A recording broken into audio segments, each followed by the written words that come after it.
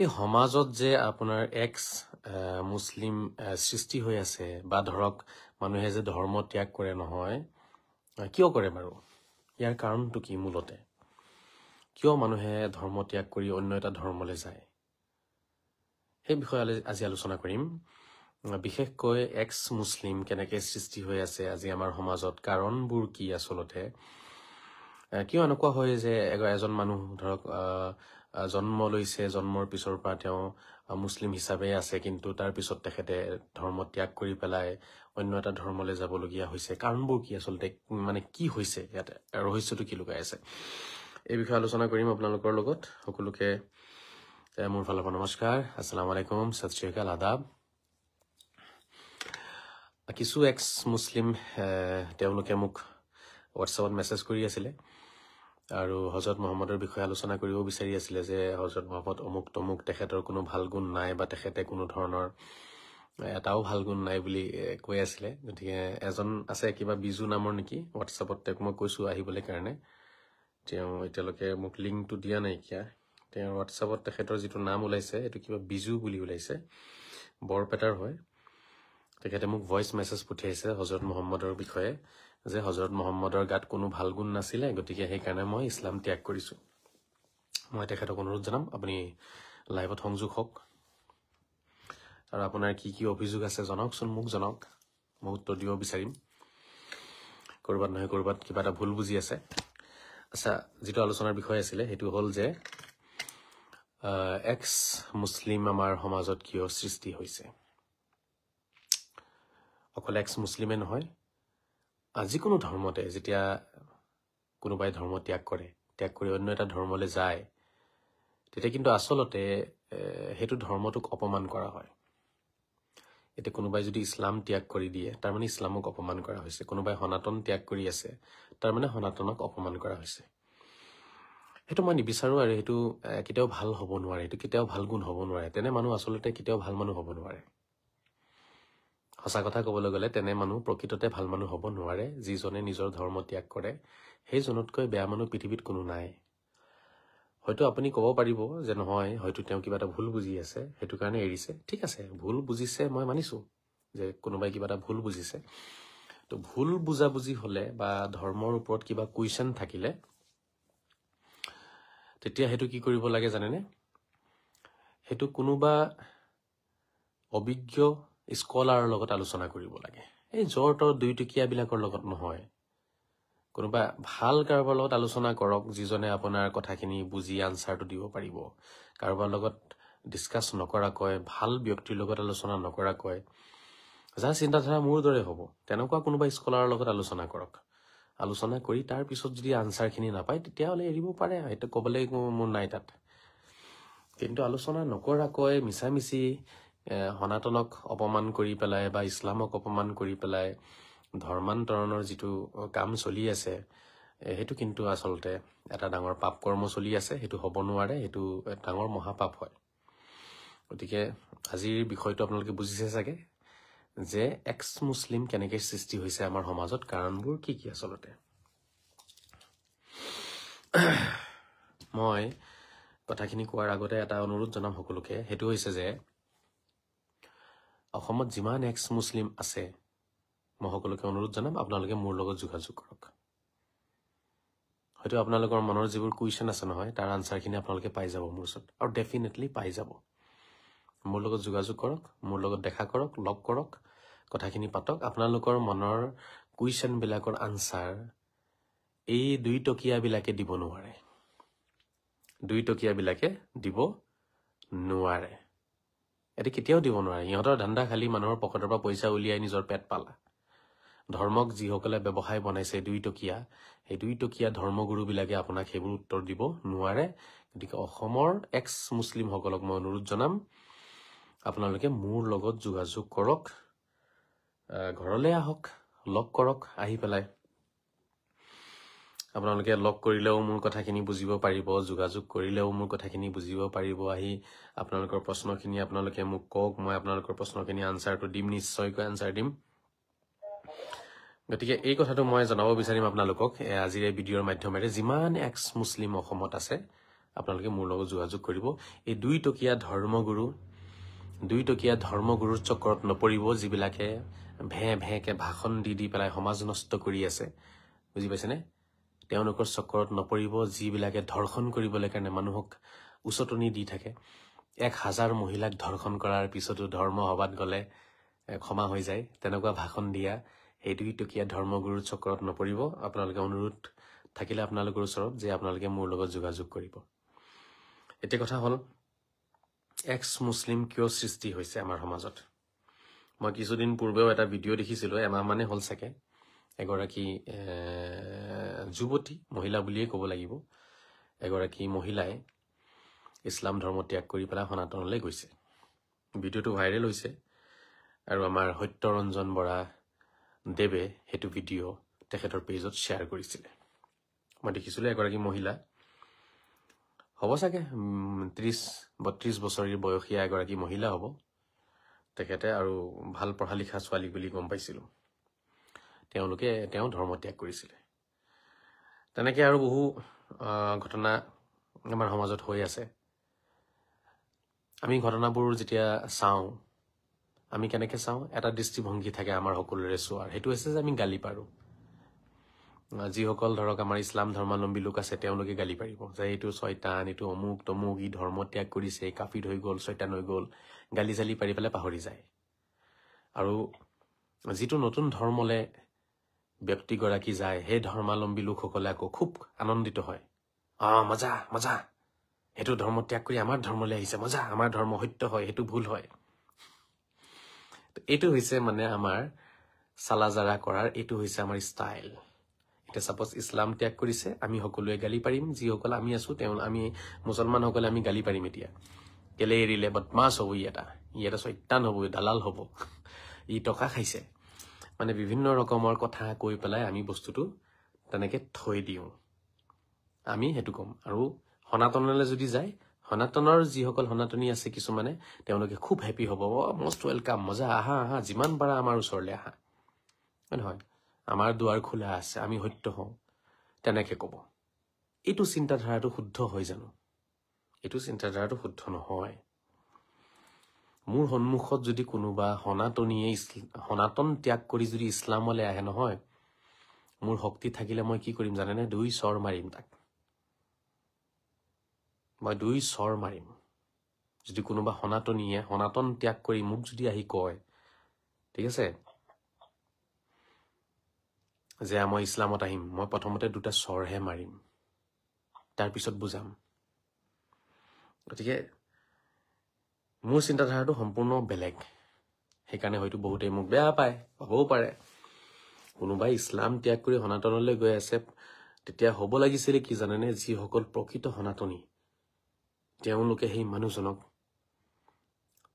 কথাখিনি বুজাব লাগিছিলে এইটো নহয় যে ওয়েলকাম কৰিব লাগে এইটো হিংসা বিবাদ বিতৰ্ক সাম্প্ৰদায়িকতা সৃষ্টি কৰাৰ এক নতুন মানে এইটো পন্থা হয় এইটো আহি আছে আহা মষ্ট ওয়েলকাম তোমাক এতিয়া আমি হেল্প কৰিম হেন কৰিম তেন কৰিম এইবোৰ নহয় কোনো ধৰ্ম ত্যাগ কৰিব নালাগে সনাতন 100% শুদ্ধ ইছলাম 100% শুদ্ধ খ্ৰীষ্ট ধৰ্ম 100% শুদ্ধ গতিকে এই কথাখিনি মনত ৰাখিব লাগিব আৰু এতিয়া আমাৰ কৰ্তব্যটো কি হ'ব সাপোজ ধৰক এজন ব্যক্তিয়ে ইছলাম ত্যাগ কৰি আছে নহয় আমি গম পাইছো আমি কি কৰিব লাগে তেতিয়া আমি সেইজন ব্যক্তিক গালি পাৰিব নালাগে আমি সেইজন ব্যক্তিৰ লগত আলোচনাত বহিব লাগে অতি শীঘ্ৰে যে আপুনি যে ইছলাম ত্যাগ কৰিছে আসলতে আপোনাক ইছলামৰ কোনটো কথাই আপোনাক দুখ দিছে কোনটো কথাই আপোনাৰ মনত সন্দেহ আনিছে সৃষ্টি কৰিছে বা কোনটো কথাত আপোনাৰ এনেকুৱা লাগিলে যে ইছলাম ভুল শিক্ষা দি আছে আমাক সেই কথাখিনি বিজ্ঞ যিসকল স্কলাৰ্ছ আছে এই স্কলাৰ্ছসকলে অতি শীঘ্ৰে এটা আলোচনাত বহি পেলাই সেই ব্যক্তিজনৰ লগত মানে কথাখিনি কি কৰিব লাগে পাতি ল'ব লাগে আৰু তেওঁৰ কুৱেশ্যনখিনি মনৰ পৰা আঁতৰাই তেওঁৰ কিবা অসুবিধা হৈছে সেইখিনি ঠিক কৰি দিব লাগে এইটো আছিলে আমাৰ দায়িত্ব ফেচবুকত ভিডিঅ' এটা দেখাৰ পিছত গালি পাৰিব চালা ধৰ্ম এৰিছে বদমাছ অমুক তমুক দালাল অমুক ৱাছিম ৰেজবি হৈ গৈছে হেন হৈ গৈছে তেনে গৈছে নাউজুবিল্লাহ কাফিৰ চাফিৰ শয়তানে মতানে গালি পাৰি চেছ মেটাৰ ক্লজড সেইজন ব্যক্তিটো গ'ল কেন আৰু আপোনাৰ গালি খোৱাৰ পিছত তেওঁ আৰু যাবগে তেওঁ যিটো এটা বেয়া ভাৱ মনত লৈ আছিলে নহয় ধৰ্মৰ প্ৰতি, সেইটো আৰু বেছি কি হৈ যাব তেতিয়া, আৰু বেছি মানে সেই বেয়া ভাৱটো আৰু বাঢ়ি যাব। আৰু তেওঁৰ মানে চিন্তাটো সত্যলৈ পৰিণত হৈ যাব তেতিয়া। তেওঁৰ যিটো সন্দেহ আছিলে, সন্দেহটো বিশ্বাসলৈ পৰিণত হৈ যাব তেতিয়া, যে সঁচাকে এই ধৰ্মটো সঁচাকে বেয়া, সেইকাৰণে এই মানুহখিনিয়ে চোৱা মই যেতিয়া আহিছো মোক গালি পাৰিছে। কথাটো বুজিব কিন্তু আপোনালোকে ৰাইজে, মই ডাঙৰ কথা কৈ আছো এইটো। গালি পাৰিব নালাগে। এজন মানুহে নিজ ধৰ্ম ত্যাগ কৰিলে আমি সকলোৱে মিলি পেলাই সেই মানুহজনৰ কি প্ৰব্লেম হৈছে, তেওঁ কি অশান্তি পাইছে, আমি এইটো ভাবিব লাগে। ঠিক তেনেদৰে যেতিয়া এটা ধৰ্ম ত্যাগ কৰি পেলাই আন এটা ধৰ্মত যাব বিচাৰে এজন ব্যক্তিয়ে, তেতিয়া সেই ধৰ্মৰ যিসকল ধৰ্মগুৰু আছে তেওঁলোকৰ দায়িত্ব এইটো থাকে যে আপুনি যে এইটো ধৰ্ম ত্যাগ কৰি আহিছে, বাইদেউ বা দাদা আপুনি কিয় ত্যাগ কৰিছে কথাখিনি কওক। সেই ধৰ্মগুৰু আপোনাৰ আগৰ ধৰ্মগুৰুসকলক আমি মাতি আনি পেলাই আপোনালোকে এটা মিটিং কৰি লওক, আলোচনা কৰি লওকচোন। হয়তো আপোনাৰ মনৰ কুৱেশ্যনখিনি আনচাৰ দি দিব তেওঁলোকে। তো নতুন ধৰ্মগুৰুসকলে এইটো ক'ব লাগে, নাকে নতুন ধৰ্মগুৰুসকলে মষ্ট ৱেলকাম এতিয়া একে ফুলৰ মালা চালা দি পেলাই এজন মানুহক মাতি আনিব লাগে। এইটোতো দুয়ো পক্ষৰে ভুল হৈ আছে। যিজনে ধৰ্ম ত্যাগ কৰি আছে আৰু যিটো নতুন ধৰ্মত গৈ আছে, এই দুয়োটা ধৰ্মগুৰুসকলৰ ভুল আছে ইয়াত, হয়নে? ভাবি চাওক কথাষাৰ মই কি কৈছো। মোক এনেই মানুহে বেয়া নাপায়, বহুত কাৰণ আছে, কাৰণ মই জাগাত কথাবোৰ কওঁ। দুয়োটা ধৰ্মৰ মানুহৰ ভুল আছে। তেওঁলোকে এজনে এৰাত গালি পাৰিলে আৰু এজনে অহাত ৱেলকাম কৰিলে। এইটোকে নাম দিছে কিছুমানে ঘৰ উভতি আহা, ঘৰ ৱাপচি বুলি নাম দিছে, নাটকীয় নাম দিছে এটা। এই বিষয়লৈ মোৰ সন্মুখত বহিলে কথা বেয়া আছে কিন্তু দেই। নাটকীয় নাম এটা দিছে ঘৰ ৱাপচি। দুয়ো ধৰ্মগুৰুসকলৰ ভুল আছে। এইটো কথা ক্লিয়াৰ হৈ গ'লতো এতিয়া। মানে আমাৰ যিটো কৰ্তব্য থাকে, মই সেইখিনি কথা ক'ব বিচাৰিছো। এতিয়া সনাতনৰ কোনোবা ব্যক্তিয়ে, মই সেইদিনাখন এটা নিউজ পালো, কোনোবা সাংবাদিক, ডাঙৰ সাংবাদিক হয়, আমাৰ ভাৰতৰে সাংবাদিক হয়, কোনোবা এজন হিন্দু সাংবাদিকে ইছলাম ধৰ্ম গ্ৰহণ কৰিছে। এইটো লৈ পেলাই খুব বজালে, নিউজে খুব বজাইছে, অমুক সাংবাদিক সনাতন ত্যাগ কৰিছে, ইছলামৰ প্ৰতি আকৰ্ষিত হৈছে, ইছলামক গ্ৰহণ কৰিছে, তেওঁৰ পৰিচয় এতিয়া মুছলমান হ'ব, মানে খুব মানে হাল্লা চিল্লা আমাৰ কিতাপ। ঠিক আছে, কিমান ডাঙৰ ভুল এইটো ভাবি চাই লওক। ইয়াত ভুল দুটা পক্ষৰ। সনাতন যেতিয়া ত্যাগ কৰিছিলে, তেতিয়া সনাতনী ধৰ্মগুৰুসকলে ইমিডিয়েট সেইজন ব্যক্তিৰ লগত, সাংবাদিকজনৰ লগত মিটিঙত বহিব লাগে। এইটো তেওঁলোকৰ দায়িত্ব আছিলে। ছেকেণ্ড দায়িত্বটো আহিব আমাৰ যিসকল ইছলাম ধৰ্মাৱলম্বী ধৰ্মগুৰু আছে, তেওঁলোকে কি কৰিব লাগিছিলে, যে এই মানুহজন যে ইছলামলৈ আহিব বিচাৰিছে সনাতন ত্যাগ দি, এই মানুহজনক আমি কিয় আগতে গ্ৰহণ কৰিম, নকৰো।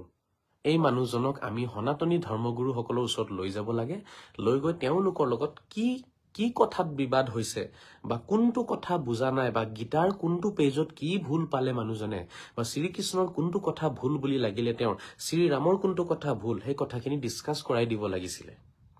কৰাই দি বস্তুটো মিলাই দিব লাগে যে আপুনি আপোনাৰ ধৰ্মতে থাকক, সেইটো বেষ্ট ধৰ্ম হয় আপোনাৰ কাৰণে। এইটো হৈছে মানৱতা, ইয়াকে কয় আচল হিউমেনিটি, ইয়াকে কয় মানৱ ধৰ্ম। আৰু বাকী আহিছে দৰ্জা খুলি দিয়া, আমাৰ দল ডাঙৰ হ'ব, এইটো ছয়তানী কৰ্ম হয়। এইটো আসুৰিক চৰিত্ৰ বুলি ক'ম মই। এইটো আসুৰিক চৰিত্ৰ হয়। ঠিক আছে, কোনোবা আহিছে, যদি সেই মানুহজনৰ প্ৰতি আপোনাৰ কৰণীয় যিখিনি আছে আপুনি যদি কৰিছে, কৰাৰ পিছতো যদি মানুহজন আহিব বিচাৰে, তেতিয়াহ'লে মোৰ ক'বলৈ একো নাই। মানে সেই যিটো মিটিঙৰ কথা ক'লো নহয়, ধৰ্মগুৰুসকলক মাতি আনি পেলাই আলোচনাত বহাই পেলাই কি প্ৰশ্ন আছে, কি সন্দেহ আছে, আঁতৰাই দিয়াৰ চেষ্টা যিটো সেইখিনি যদি কৰিছে, কৰাৰ পিছতো যদি মানুহজনে কয় নহয় মই এইটো ধৰ্ম ত্যাগ কৰিমেই, তেতিয়াহ'লে ক'বলগীয়া একো নাই। যিহেতু আমাৰ এটা দায়িত্ব থাকে, দায়িত্বখিনি আমি কৰি দিব লাগে, কামখিনি কৰি যাব লাগে। তাৰপিছত মানুহৰ নিজৰ নিজৰ কথা, কোনোবা থাকক নাথাকক কোনোতো ধৰি ৰাখিব নোৱাৰে। কিন্তু কৰণীয় এটা থাকে ন, দায়িত্ব এটা থাকে ন আমাৰ চবৰে, দায়বদ্ধতা এটা আছে নাই আমাৰ? এজন হিন্দু মানুহ মুছলমান হ'ব বুলি আমি তাকে লা ইলাহা ইল্লাল্লাহ মুহাম্মদ ৰাছুলুল্লাহ পঢ়াই দিম নেকি লগে লগে? এইটো নেকি হযৰত মুহাম্মদে কৈছে নেকি এনেকুৱা কথা? নে এজন মুছলমান হিন্দু হ'বলৈ গ'লে এতিয়া নামঘৰত বহাই ল'ব গৈ পেলাই নেকি ডাইৰেক্ট? কৰণীয় আছে নাই তাৰ আগত, যে আপুনি যিটো সমাজ ত্যাগ কৰিছে, কিয় ত্যাগ কৰিছে, সেই সমাজৰ ভুলখিনি আপুনি কওক, সেই সমাজে আপোনাক কি অত্যাচাৰ কৰিছে, কি দুখ দিছে, সেই দুখখিনি কওক। সেই দুখখিনি আমি চালাজাৰা কৰিম, আপোনাৰ সমাজৰ অভিজ্ঞ ব্যক্তিসকলক মাতি আলোচনাত বহিম আমি। সেইখিনি কৰিব লাগিব ন, তাৰপিছত আপুনি লওক। গতিকে সেইখিনি নকৰিলেতো আসুৰিক কৰ্ম হ'ব, ছয়তানী কৰ্ম হ'ব। সেইখিনি কৰাৰ পিছত ইনভেষ্টিগেশ্যন কৰাৰ পিছত যদি তাৰ পিছতো কোনোবা ব্যক্তিয়ে কয় মই যাম, তেতিয়াহ'লে আমাৰ ক'বলৈ একো নাই, যাওক, যাৰ য'ত যাবলৈ মন আছে যাব পাৰে, কিন্তু কৰণীয়খিনি আমি কৰিব, আমাৰ যিটো দায়িত্ব আমি সেইটো পূৰণ কৰিব লাগিব। এইটো এটা কথা। এতিয়া যিটো মোৰ টপিক আছিলে আজি নহয়, যে আমাৰ সমাজত এক্স মুছলিম কিয় বাঢ়িছে। এজনে মোক কমেণ্টত সুধিছে এক্স মুছলিম মানে কি, কৰিম নেকি, কমেণ্টটো ওপৰলৈ গুচি গ'ল, কৰিম। এক্স মুছলিম মানে কি অলপ খুলি ক'ব আজহাৰী চাহাব। চাওক, এক্স মুছলিম মানে যিসকলে ধৰক এটা মানে আগতে মুছলমান আছিলে, এতিয়া বৰ্তমান মুছলমান নহয়, তেওঁ ইছলাম ত্যাগ কৰিছে। মানে এইটো বুজাবলৈ কাৰণে এইটো একেবাৰে সহজ ভাষাত আৰু, যেনেকে এক্স বয়ফ্ৰেণ্ড থাকে নহয়, এক্স বয়ফ্ৰেণ্ড কাক কয়, মানে আগতে এটা বেলেগ বয়ফ্ৰেণ্ড আছিলে, এতিয়া এৰিলে, এতিয়া নতুন বয়ফ্ৰেণ্ডৰ লগত ঘূৰি ফুৰি চাহ পানী খাই ফুৰিছে, তেতিয়া আগৰজনে ফোন কৰিলে কয় মোৰ এক্সে ফোন কৰিছে। এক্স, বুজি পাইছেনে? বাছ মোৰে বদকিস্মতি, না মোৰ এক্স আছে না এতিয়া বৰ্তমানৰ আছে, এক্সো নাই বৰ্তমানৰো নাই, এক্স থাকিলেও কমচ কম, গতিকে মোৰ নাই। মানে গাৰ্লফ্ৰেণ্ডৰ কথা কৈছো। মাজে মাজে জমনি কৰিব লাগে ন, ইমান চিৰিয়াছলি আপোনালোকে নুশুনিব, অলপ মই হাঁহি ফূৰ্তি কৰা মানুহ হা, মই জমনি কৰি ভাল পাওঁ। না মোৰ এক্স আছিল, না এতিয়া এক্সৰ বদলি যিটো প্ৰেজেণ্ট থাকে, প্ৰেজেণ্টটোক জানো কি শব্দ ব্যৱহাৰ কৰে, সেইটো কাৰেণ্ট বুলি ক'ব লাগিব, কাৰেণ্ট বয়ফ্ৰেণ্ড বা কাৰেণ্ট গাৰ্লফ্ৰেণ্ড বুলি ক'ব লাগিব। না কাৰেণ্ট গাৰ্লফ্ৰেণ্ড আছে না এক্স গাৰ্লফ্ৰেণ্ড আছে, গতিকে অকলশৰীয়া জীৱন নহয়। কৰ কথা ক'লে গুচি যায়, মানে লাইন এটা ল'লে সেইফালে গৈয়ে থাকো মানে, বুজিছেনে? আচ্ছা দিয়ক, এজনে সুধিছিলে এক্স মুছলিম মানে কি, এতিয়া বুজি পালে? যেনেকে এক্স বয়ফ্ৰেণ্ড থাকে, এক্স গাৰ্লফ্ৰেণ্ড থাকে, তেনেকে কৰিমে আকৌ লিখিছে মোৰ মনত এতিয়া দুখ আজহাৰী চাহেব, হিন্দু মুছলিম হ'বতো আমাৰ সমাজৰ পৰা দূৰ হ'ব লাগে, আপুনি কি কয়? ৰাইট, হিন্দু মুছলিম হ'ব নালাগে, মুছলিম হিন্দু হ'ব নালাগে, চিধা চিধি কথা। কোনো হিন্দু মুছলমান হ'ব নালাগে, কোনো মুছলমান হিন্দু হ'ব নালাগে। এই বস্তুটোৱে হিংসা বঢ়াই আছে, এই বস্তুটোৱে ভাতৃত্ববোধ নষ্ট কৰি আছে, এই বস্তুটোৱে শান্তি সম্প্ৰীতি নষ্ট কৰি আছে, এটা সমাজক অপমান কৰা হৈ আছে আৰু এটা সমাজক সন্মান দিয়া হৈ আছে। সেইটো কেতিয়াও হ'ব নালাগে। সন্মান দুটাকে দিয়ক, অপমান কাকো নকৰিব। এতিয়া সাপোজ এটা উদাহৰণ মই আপোনালোকক দিছো, চাওক, মোৰ দেউতাক যদি মই দেউতা বুলি নকয়, বেলেগ এজনক যদি দেউতা বুলি কওঁ, যে আজিৰ পৰা আপুনি মোৰ দেউতা, আজিৰ পৰা আপুনি মোৰ চব, নিজৰ দেউতাক অপমান কৰা হ'ব নাই? তেতিয়া নিজৰ দেউতাক অপমান কৰা হ'ব নে নহ'ব আপোনালোকে নিজেই কওক। ডেফিনেটলি নিজৰ দেউতাক অপমান কৰা হ'ব। ঠিক তেনেকুৱা কথা, নিজ ধৰ্ম ত্যাগ কৰি আন এটা ধৰ্মলৈ গ'লে নিজ ধৰ্মটোক, যিটোত আপুনি তাতে সেইটো ধৰ্ম প্ৰেক্টিচ কৰিছিলে ইমান দিনে, সেই ধৰ্মটোক অপমান কৰা হয়। গতিকে সেইটো যাতে কেতিয়াও নহয়, অপমান নকৰিব।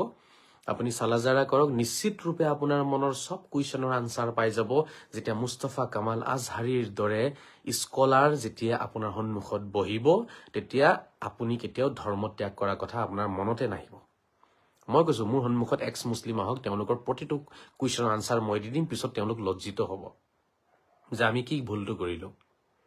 ঠিক তেনেকে সনাতনী কোনোবাই যদি এক্স সনাতনী আছে, এক্স সনাতনী মোৰ ওচৰলৈ আহক, সনাতনৰ যিবোৰ গুণ আছে, যিটো সত্যতা আছে, সততা আছে, সৰলতা আছে, সেইখিনি যেতিয়া মই দেখুৱাই দিম নহয়, এজন সনাতনীয়েও ক'ব মই কি ভুল কৰিলো।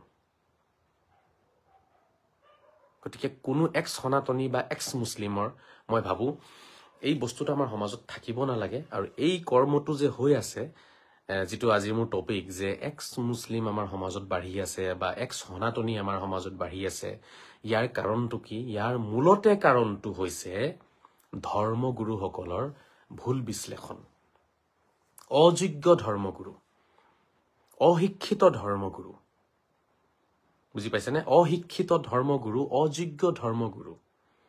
মনত ৰাখিব, তেওঁলোকৰ ভিতৰত যোগ্যতা নাই ধৰ্ম বিশ্লেষণ কৰাৰ, কিন্তু তেওঁলোক ধৰ্মগুৰুৰ ৰূপ লৈছে। এতিয়া এই তেনেকুৱা অযোগ্য কিছুমান মানুহে যিসকলে ধৰ্মগুৰুৰ সাজ পোছাক পিন্ধি পেলাই নিজকে ধৰ্মগুৰু বুলি প্ৰচাৰ কৰিছে, এতিয়া তেনেকুৱা কিছুমান অযোগ্য ধৰ্মগুৰুৱে যেতিয়া কিছুমান নীতি নিয়ম জাৰি কৰে সমাজত নহয়, যিবোৰ নীতি নিয়মে বহুতৰে জীৱনত গৈ পেলাই বিভিন্ন ৰকমৰ বাধা আপোনাৰ সৃষ্টি কৰে, মানুহৰ জীৱনটো নষ্ট কৰিব চেষ্টা কৰে, মানুহৰ যিটো এটা ফ্ৰীডম আছে, যিটো আজাদী আছে মানুহৰ, সেই আজাদী নষ্ট কৰিব বিচাৰে, ফ্ৰীডমটো নষ্ট কৰিব বিচাৰে, মানুহক মুকলি মনেৰে জীয়াই থাকিব নিদিয়ে। তেনেকুৱা কিছুমান নিয়ম যেতিয়া কিছুমান অযোগ্য ধৰ্মগুৰু, দুইটকীয়া ধৰ্মগুৰুৱে যেতিয়া সেইবোৰ এপ্লাই কৰে সমাজত, তেতিয়া বহু এনেকুৱা শিক্ষিত মানুহ থাকে, তেওঁলোকে সেইবোৰ সহ্য কৰিব নোৱাৰে। এদিন, দুদিন, 3 দিন, 4 দিন, 5 দিন, 6 দিন, 1 মাহ, 2 মাহ এবছৰ 2 বছৰ 5 বছৰ সহ্য কৰাৰ পিছত সেই মানুহখিনিয়ে পিছত ভাবে যে আমি এই ধৰ্মটোৱেই এৰি দিওঁ বল, এইটো ধৰ্মত থাকিলে অত্যাচাৰে হ'ব, এইটো ধৰ্মত কোনো ধৰণৰ আনচাৰ নাই, যোগ্য মানুহ নাই, যোগ্য আনচাৰ নিদিয়ে, প্ৰব্লেমৰ কোনো সলিউশ্যন নাই, তেনেকুৱা ধৰণৰ কথা কিছুমান তেওঁলোকৰ মন মগজুত আহি যাব আৰু তেতিয়াই তেওঁলোকে মানে সিদ্ধান্ত গ্ৰহণ কৰে যে আমি এইটো ধৰ্ম ত্যাগ কৰি দিম এতিয়া। কথাটো বুজি পাইছেনে? গতিকে এক্স মুছলিম সৃষ্টি হোৱাৰ মেইন কাৰণ হৈছে অযোগ্য ধৰ্মগুৰু, দুইটকীয়া ধৰ্মগুৰু, অশিক্ষিত ধৰ্মগুৰু আৰু স্বাৰ্থপৰ ধৰ্মগুৰু। মনত ৰাখিব, স্বাৰ্থপৰ ধৰ্মগুৰুৰ কাৰণে আপোনাৰ এক্স মুছলিম বা এক্স সনাতনী আজি আমাৰ সমাজত সৃষ্টি হৈ আছে, যিসকলে অত্যাচাৰ কৰে, বিভিন্ন ৰীতি নীতি জাপি দিব বিচাৰে মানুহৰ ওপৰত, বিভিন্ন নিয়ম জাপি দিব বিচাৰে যিখিনি আচলতে ইছলামৰ নিয়ম নহয় বা যিখিনি আচলতে সনাতনৰ নিয়ম নহয়। তেনেকুৱা কিছুমান নিয়ম জাপি দি অত্যাচাৰ যেতিয়া কৰে, মানসিকভাৱে তেওঁলোক ভাঙি পৰে আৰু বিভিন্ন সমস্যাৰ সন্মুখীন হয়। তেতিয়া সামাজিকভাৱে তেওঁলোকে অপমানিত হয়, লাঞ্ছিত বঞ্চিত হয়, নিজৰ অপমান তেওঁলোকে সহ্য কৰিব নোহোৱা এটা পৰ্যায়লৈ তেওঁলোক গুচি যায় আৰু তেতিয়াই তেওঁলোকে সেই তেনেকুৱা সমাজখন ত্যাগ কৰে, সেই ধৰ্মটো ত্যাগ কৰে। সঁচা কথা ক'বলৈ গ'লে কোনো ধৰ্মত কোনো ভুল নাই, ইছলামত কোনো ভুল নাই, সনাতনত কোনো ভুল নাই, এইবোৰত ভুল কোনেও উলিয়াব নোৱাৰে। কাৰণ ইছলাম আল্লাহৰ ধৰ্ম, সনাতন আল্লাহৰ ধৰ্ম, ইছলাম সেই ঈশ্বৰ আল্লাহ ভগৱানৰ ধৰ্ম, সনাতন ঈশ্বৰ আল্লাহ ভগৱানৰ ধৰ্ম। ইয়াতে কোনো ভুল হ'ব নোৱাৰে। কিন্তু ভুল হয় ক'ত জানেনে? ব্যাখ্যা কৰাত, ব্যাখ্যাকাৰীৰ, বিশ্লেষণকাৰীৰ বিশ্লেষণত ভুল থাকে, ব্যাখ্যাকাৰীৰ ব্যাখ্যাত ভুল থাকে। তেওঁলোকে কিছুমান নিজৰ মনে সজোৱা কিছুমান নীতি নিয়ম বনাই দি পেলাই মানুহক অত্যাচাৰ কৰে। এই বস্তুটো মই ফিল কৰিছো, যিহেতু কিছু এক্স মুছলিম মই পাইছো, তেওঁলোকৰ লগত আলোচনা কৰিছো, তেতিয়া তেওঁলোকে নিজৰ সমাজৰ কিছুমান কুৰীতি নীতিৰ কথা মোক জনাইছে যে আমাৰ সমাজত এনেকুৱা কুৰীতি নীতি আছে আৰু সেইখিনিৰ বিৰুদ্ধে যেতিয়া মই মাত মাতোতেই মোক তেওঁলোকে অত্যাচাৰ কৰিছে, মোক লাঞ্ছিত বঞ্চিত কৰিছে, অপমানিত কৰিছে, মোক এঘৰীয়া কৰিছে, মোক বাইকট কৰিছে, বিভিন্ন ৰকমৰ মানে তেওঁলোকৰ থাকে কথাবোৰ আনচাৰ, যে সেইবোৰ সহ্য কৰিব নোৱাৰি আজহাৰী সাহেব এনেকুৱা সমাজত থাকি লাভ নাই, অন্য এটা সমাজত আমি যাব লাগিব, তেনেকুৱা কথা কিছুমান কিন্তু কয়। গতিকে শ্ৰদ্ধা ৰাইজ, আপোনালোকে কাৰণটো বুজি পালেনে? এক্স মুছলিম বা এক্স ধৰ্মীয় ব্যক্তি কেনেকে সৃষ্টি হৈছে আমাৰ সমাজত? মূলতে কাৰণটো হৈছে স্বাৰ্থপৰ ধৰ্মগুৰু, দুইটকীয়া ধৰ্মগুৰু, অশিক্ষিত অযোগ্য ধৰ্মগুৰু। এইটোৱে হৈছে মেইন কাৰণ। যদি যোগ্য ধৰ্মগুৰুৰ সন্মুখত গৈ বহে নহয়, কোনো মানুহে নিজৰ ধৰ্ম কেতিয়াও ত্যাগ নকৰে। আৰু সেই যোগ্য ধৰ্মগুৰুজন নিৰপেক্ষ ধৰ্মগুৰু হ'ব লাগিব। নিৰপেক্ষ ধৰ্মগুৰু মানে বুজি পাইছেনে? অকল নিজৰ ধৰ্মটো প্ৰচাৰ কৰা ধৰ্মগুৰু নহয়, নিৰপেক্ষ ধৰ্মগুৰু, অৰ্থাৎ সকলো ধৰ্মকে সমানকৈ সন্মান কৰা, বিশ্বাস কৰা, সমানকৈ সকলো ধৰ্মকে আপোনাৰ মৰ্যাদা প্ৰদান কৰা, তেনেকুৱা নিৰপেক্ষ ধৰ্মগুৰুৰ সন্মুখত গৈ বহক, চাব আপোনাৰ ধৰ্ম ত্যাগ কৰিবলৈ মন নাযাব। মূল কাৰণটো হৈছে এইটোৱে। আমাৰ যিজনে মোক আজি মেছেজ কৰি আছিল একতা, তেওঁ দেখোন গায়ব হৈ গ'ল। বিজু নামৰ কোনোবা এজন ব্যক্তি গোৱালপাৰাৰ পৰা নে বৰপেটাৰ পৰা, তেখেত এক্স মুছলিম হয়।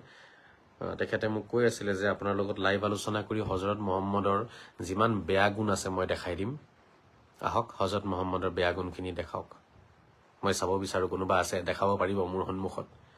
মোৰ সন্মুখত হজৰত মহম্মদৰ এটা বেয়া গুণ কোনোবাই দেখাব পাৰিব এই পৃথিৱীত?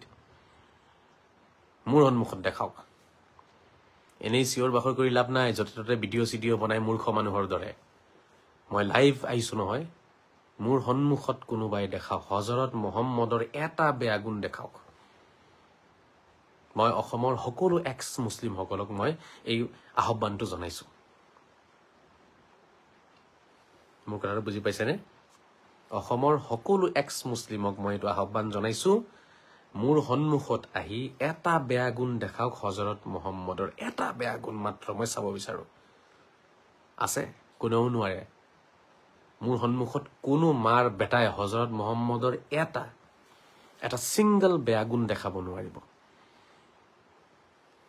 এইটো অপেন এটা আপোনাৰ প্ৰত্যাহ্বান থাকিলে, গোটেই জীৱনৰ কাৰণে প্ৰত্যাহ্বান থাকিলে এক্স মুছলিমসকলৰ ওচৰত, যিসকলে আজি ইছলাম ত্যাগ কৰিছে, মই সেইসকলক এই গোটেই জীৱনৰ কাৰণে প্ৰত্যাহ্বান জনাইছো।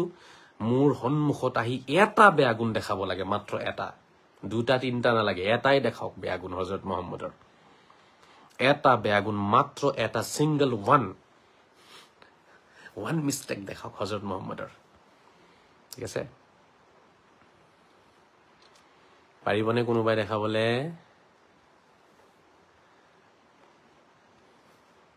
কোনোবা এড হ'ব বিচাৰি আছে? চাওক, মোৰ এই আগৰ পেজটো নষ্ট কৰিছে, এইটো পেজটো উঠাই দিয়কচোন। আলোচনা বহুত আছে মোৰ, মই দেশৰ কাৰণে, ৰাইজৰ কাৰণে, সমাজৰ কাৰণে কাম কৰি আছো, কৰিম সদায়, অবিৰত এই কাম চলি থাকিব, অব্যাহত থাকিব, কেতিয়াও মই থমকি নৰওঁ। কিন্তু আপোনালোকেও মোক সুযোগ দিব লাগিব কাম কৰিবৰ কাৰণে। আপোনালোকে যিমান পাৰে ভিডিঅ' শ্বেয়াৰ কৰক, যিমান পাৰে আপোনালোকে সমৰ্থন জনাওক। আৰু এই যিটো বৰ্তমান ইয়াতে মোৰ ব্লুটিক লগোৱা আছে, ঠিক আছে, এইটো মোৰ একেবাৰে নিজৰ অৰিজিনেল হয়। হা, বহুতে মোৰ নামত ফেক কিছুমান পেজ বনাই পেলাই মোৰ আগৰ পেজটো ধ্বংস কৰিছে। ৰিকভাৰ কৰিবলৈ কাৰণে আমি চেষ্টা কৰি আছো। আমাৰ টিমে বহুত টকা ডিমাণ্ড কৰে, তেওঁলোকে ৰিকভাৰ কৰিবলৈ কাৰণে বহুত টকা লাগে। এতিয়া সেই টকা পইচা দিবৰ তেনেকুৱা পৰ্যায়ত বৰ্তমান নাই মই, যিহেতু মই ধাৰত পৰি আছো বিভিন্ন সমস্যাত, আপোনাৰ দেখিছে আপোনালোকে। গতিকে চাওচোন কি কৰিব পৰা যায়। আপোনালোকে এই পেজটো যিমান পৰা যায় উঠাই দিয়ক। আপোনাৰ দৰে আৰু এটা আজাৰী হ'লে ৱৰ্ল্ড চেঞ্জ হ'ব, ৰাইট? পাৰি আৰু এজন ইনভাইট কৰি আনক আজহাৰী চাহাব। ৰাহুল খান, ধন্যবাদ জনাইছো, ধন্যবাদ জনাইছো। আপোনালোকে সমৰ্থন জনাওক ৰাহুল চাহাব, আপোনালোকে সমৰ্থন জনাওক। মই আপোনালোকে সমৰ্থন জনালেই হ'ব। আৰু মই গোটেই ৱৰ্ল্ড চেঞ্জ কৰোঁ নকৰোঁ, মোটামুটি আপোনালোকে সমৰ্থন জনালে অসমটো চেঞ্জ কৰিয়ে দিম, সেইখিনি বিশ্বাস আছে মোৰ ওপৰত। আপোনালোকে লগ দিব লাগিব, কিন্তু মই অকলেতো নোৱাৰিম। মই অকলে যিমান প্ৰতিবাদ কৰিব লাগে কৰিছো, অকলে প্ৰতিবাদ কৰি কৰি জেলত গৈ পেলাই এক ৰাতি থাকি আহিছো, 22 ঘণ্টা জেলত শুই থাকিছো মই গৈ পেলাই। মোৰ দৰে মানুহ জেলত গৈ পৰি আছে, মই কি কৰিলো কওকচোন? না চুৰি কৰিছো, না ডকাইতি কৰিছো, না দালালি কৰিছো, না 1 টকা কাৰোবাৰ পৰা খাইছো, তথাপিও মই জেলত গৈছো। গতিকে মই আকৌ যাম, কোনো কথা নাই। কিন্তু আপোনালোকে সমৰ্থন কৰক, আপোনালোকে লগ দিয়ক। কথা হৈছে এক্স মুছলিম, আমাৰ এক্স মুছলিম বা এক্স সনাতনী যাতে অসমত যাতে দ্বিতীয়বাৰ নেদেখো, মোৰ এই বস্তুটো মোক লাগে। তাৰ বাবে কি কৰিব লাগিব? মইতো আছো, মোৰ লগত যিকোনো মানুহে এক্স মুছলিম বা ধৰক ইছলামৰ প্ৰতি কাৰোবাৰ কিবা সন্দেহ আছে, কিবা অভিযোগ আছে, কিবা প্ৰশ্ন আছে, কিবা ধৰক আপোনাৰ আপত্তি আছে, মই তেওঁলোকক মুকলিকে কৈ আছো, মোৰ লগত যোগাযোগ কৰক, মোৰ ঘৰত আহক, মোৰ লগত থাকক, আহি 2 দিন 3 দিন থাকি মোৰ লাইব্ৰেৰীত বহক, মই আপোনাক এটা এটাকে তথ্য দিম। তাৰপিছত আপুনি গোটেইখিনি চালাজাৰা কৰি আপুনি আনচাৰটো দিব। কেতিয়াও ইছলাম ত্যাগ কৰিবলৈ মন নাযাব। আৰু ঠিক তেনেকে সনাতনতো যদি কাৰোবাৰ সনাতনৰ প্ৰতি কিবা যদি সন্দেহ আছে, কিবা আপত্তি আছে, মোৰ ওচৰলৈ আহক। মই সনাতনৰ যিমানখিনি মই অধ্যয়ন কৰিছো, সেইখিনি হিচাপে মই কৈছো, মোৰ ওচৰত অহাৰ পিছত কোনো সনাতনীয়ে সনাতন ত্যাগ নকৰে কেতিয়াও। মই কোনো সনাতনীকে সনাতন ত্যাগ কৰিব নিদিওঁ, কোনো মুছলমানক ইছলাম ত্যাগ কৰিব নিদিওঁ। কাৰণ সনাতন আৰু ইছলাম একেই বস্তু হয়, এটা বস্তুৰে দুটা নাম হয়, এটা বস্তুৰে দুটা নাম হয়। এইটো কোনো ধৰণৰ বেলেগ বেলেগ বস্তু নহয় যে আমি ত্যাগ কৰি দিম।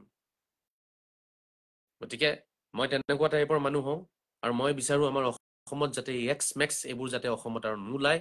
আৰু ইয়াৰ বাবে মূলতে দায়ী হৈছে ধৰ্মগুৰুসকল, 2 টকীয়া ধৰ্মগুৰু যিসকল আছে, নিজৰ স্বাৰ্থত যিসকলে ধৰ্ম বিক্ৰী কৰে, ৰাইজক উল্লু বনাই ফুৰিছে, সেই তেনেকুৱা মানুহৰ কাৰণে হৈছে। আৰু তেনেকুৱা মানুহক আমি উচিত শিক্ষা দিব লাগিব, তেনেকুৱা মানুহক উচিত উত্তৰ দিব লাগিব। আৰু তাৰ বাবে মই প্ৰস্তুত আছো, মই উত্তৰ দিম। গতিকে মই বৃহৎ মুছলমান সমাজক এটা কথা জনাব বিচাৰিম, চাওক, মই থকা অৱস্থাৰলৈকে মোৰ লগত আলোচনা কৰাৰ পিছত কোনো মুছলমানে ইছলাম ত্যাগ নকৰে, এইটো গ্যাৰাণ্টি আছে। মোৰ লগত আলোচনা কৰিব লাগিব, হয়তো 2 দিন 3 দিন এসপ্তাহ লাগি যাব আলোচনাত।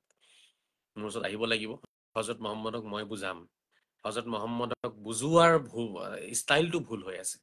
আৰু সেই 2 টকীয়া ধৰ্মগুৰু বিলাকে ভে ভে ভে ভে কৰি যিবিলাকে ভাষণ দি ফুৰে, সেই ভে ভে কৰা কেইটাই হজৰত মহম্মদৰ ওপৰত যিবোৰ আপত্তিদায়ক প্ৰশ্ন আছে, ঠিক আছে, যিবোৰ অভিযোগ আছে, সেই অভিযোগ আঁতৰাব পৰা নাই আজিলৈকে, আৰু তেওঁলোকে নোৱাৰেও আঁতৰাবলৈ, সিমানখিনি জ্ঞানো তেওঁলোকৰ নাই।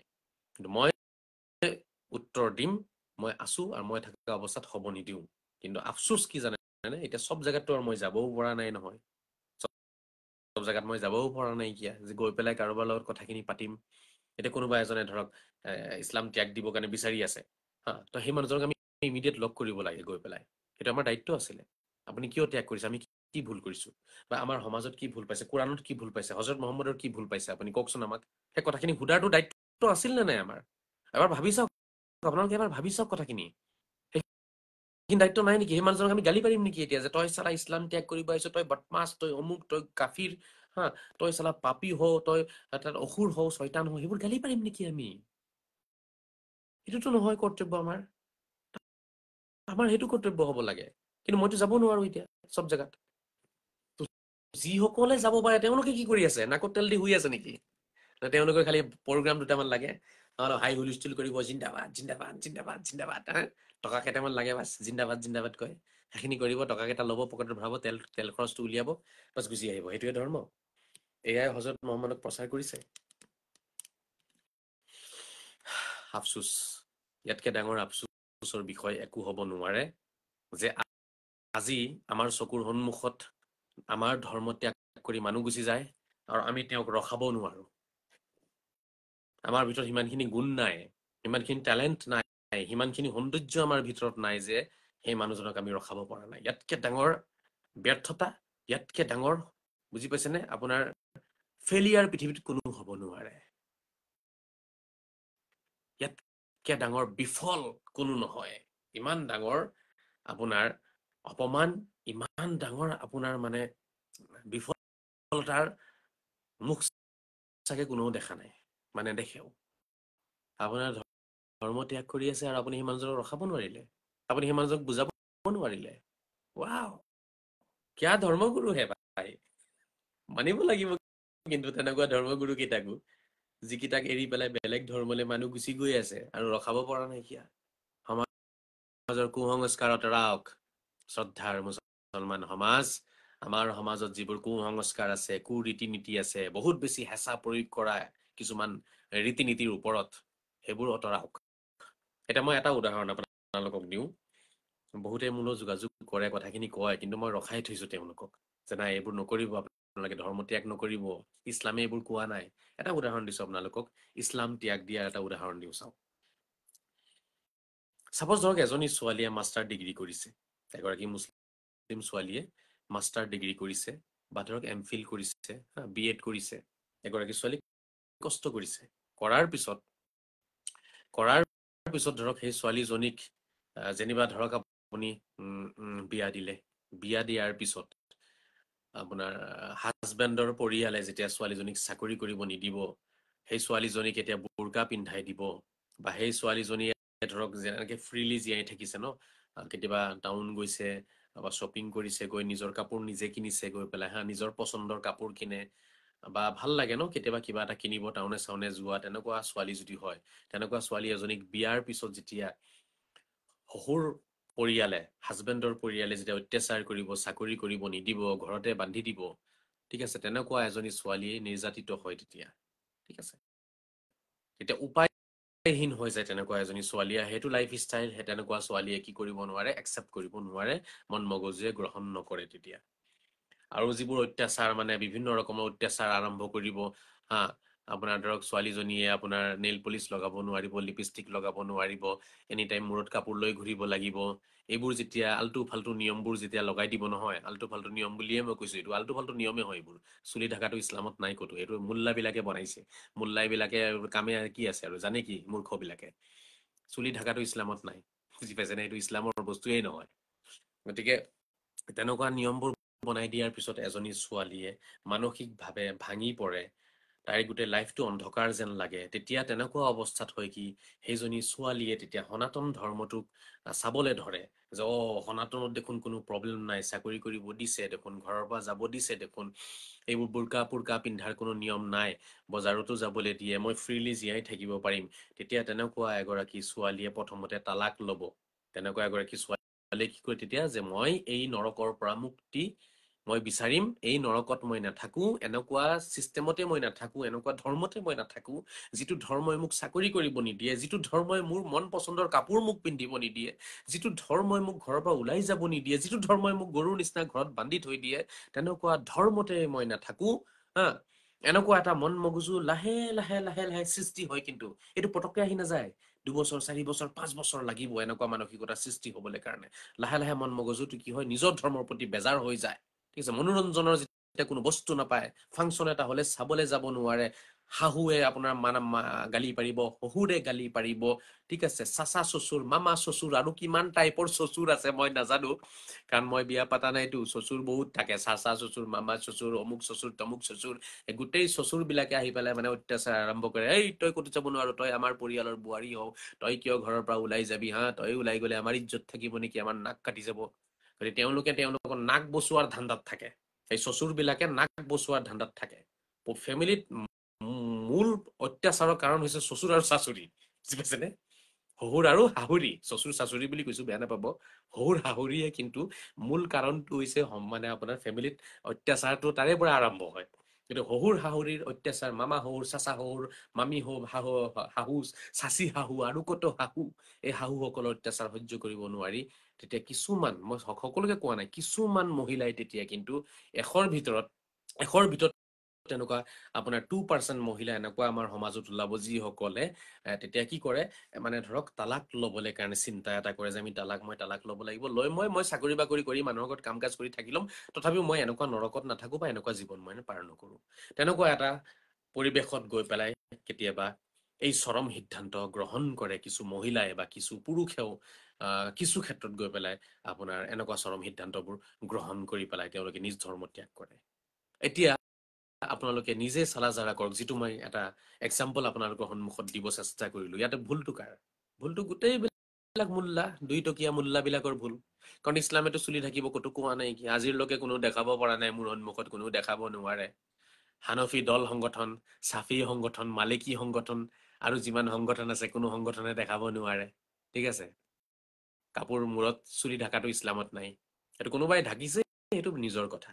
বাট কোৰাণে চুলি ঢাকিব কোৱা নাই হযৰত মুহাম্মদেও সেই বস্তুটো আপোনাৰ এলাও মানে ফৰজ কৰা নাই বাধ্যতামূলক কৰা নাই কোনোবাই ঢাকিছে ঢাকিব পাৰে মইও কৈছো ঢাকক ভাল কথা কোনোবাই ঢাকিছে এইটো ভাল কথাটো মোষ্ট ওয়েলকাম কোনোবাই ঢাকিছে ভাল কাম কৰিছে আমিতো এইটো বাধা নিদিও ঢাকিলে বাট আপুনি জোৰ জবস্তি কাৰোবাক তই ঢাক নাঢাকিলেতো ওলাই যাব নোৱাৰো ঘৰৰ পৰা সেইবোৰ কি কথা আকৌ এইটো এটা কথা দ্বিতীয়তে চাকৰি কৰিব নিদিয়ে তৃতীয়তে বজাৰ যাব নিদিয়ে কিয় হযৰত মুহাম্মদৰ যুগত দেখোন মহিলাসকলে নিজে বজাৰ কৰিছিলে নিজেই বজাৰ কৰিছে হাদিছত আছে কথাবোৰ নহয় মইতো আৰু হাদিছ নোহোৱাকে কথা নকওঁ গতিকে হাদিছৰ কথা মোৰ সন্মুখততো আলোচনা কৰিব নোৱাৰিব গালি পাৰিব পাৰিব ইয়াৰ বাহিৰে অন্য একো কৰিব নোৱাৰে মোৰ কথা খণ্ডন কৰিব নোৱাৰে আলোচনা কৰিব নোৱাৰে একাডেমিক আলোচনা কৰিব নোৱাৰিব গালি পাৰিব ইয়াতে জাহা তাহা গালি পাৰিব এই আপোনালোকৰ এই গালি গালাজৰ অত্যাচাৰ সহ্য কৰি এইটো মানুহে ধৰ্ম ত্যাগ কৰে যিবোৰে গালি পাৰে নহয় সঁচা কথা কলে গালি পাৰে তেওঁলোকৰ এই গালি সহ্য কৰিব নোৱাৰি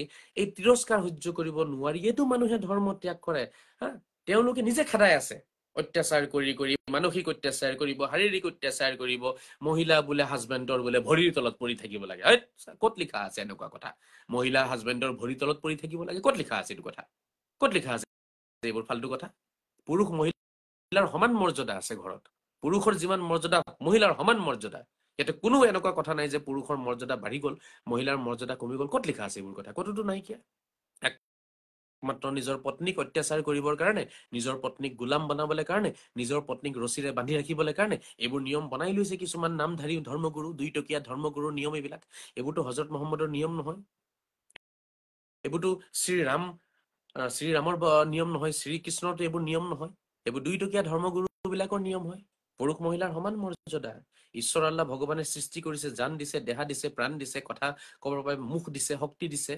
সকলোকে সমান দিছে সকলোৱে সমান মৰ্যাদা লৈ পৃথিৱীত জীয়াই থাকিব পাৰিব গতিকে এইবোৰ যিবোৰ অত্যাচাৰ হৈছে সেই অত্যাচাৰৰ বলি হৈ মানুহে কি কৰে নিজৰ ধৰ্ম ত্যাগ কৰে আপোনালোকে বুজি পাইছেনে মোৰ কথাবোৰ 22-23 জন মানুহে চাই আছে আচলতে মোৰ ইয়াতে ফলোৱাৰ্স কম 7-8 হাজাৰ মানে হ'ব আৰু আগৰ পেজটোত আছিলে 70-80 হাজাৰ মান আছিলে চাগে তাতে ভাল লাগিছে আলোচনা কৰি একো নাই দিয়ক সঁচা কথাখিনি কৈ যাম আপোনালোকে শ্বেয়াৰ কৰিব মোৰ এই কণ্ঠ ৰোধ কৰিবলৈ কাৰণে মানুহৰ ওচৰত অন্য কোনো উপায় নাবাছিলে লাষ্টত তেওঁলোকে ভাবিলে পেজটোকে উৰাই দিও তেতিয়া এই কণ্ঠ ৰোধ হৈ যাব এই কণ্ঠ নাথাকিব মাত মাতিব জেগা নাথাকিব তেনেকুৱা ধৰণৰ কিছুমান বস্তু বহুতেই ভাবিছে কিন্তু এইবোৰ ভাবি লাভ নাই ঠিক আছে এইবোৰ ভাবি লাভ নাই কাৰণ কথা কোৱা মানুহ সদায় কথা ক'ব ঠিক আছে প্ৰতিবাদীয়ে সদায় প্ৰতিবাদ কৰিব সদায় আমি অন্যায়ৰ বিৰুদ্ধে মাত মাতিমে ইয়াত কোনোবাই লগ দিলেও দিয়ক নিদিলেও নাই ফেচবুক এটা প্লেটফৰ্ম হয়, তাতে আমি আলোচনা কৰোঁ। সেইটো নাথাকিলে আমি বেলেগকৈ আলোচনা কৰিম তেতিয়া। গতিকে মোৰ সেই পেজটো নষ্ট কৰিছে তেওঁলোকে এই কাৰণেই, যাতে মই সঁচা কথাখিনি ক'ব নোৱাৰো, যাতে মোৰ কথাখিনি ৰাইজৰ মাজত বিয়পি নাযাওক, যাতে সঁচা কথাখিনি ৰাইজে উপলব্ধি কৰিব নোৱাৰক, সেইটোৱে তেওঁলোকে বিচাৰিছে। নহ'লে যুক্তিৰে কাটকচোন, আজি মোৰ কথাটো যুক্তিৰে কাটি দিয়কচোন। এজন মানুহে নিজ ধৰ্ম কিয় ত্যাগ কৰিব ইয়াৰ?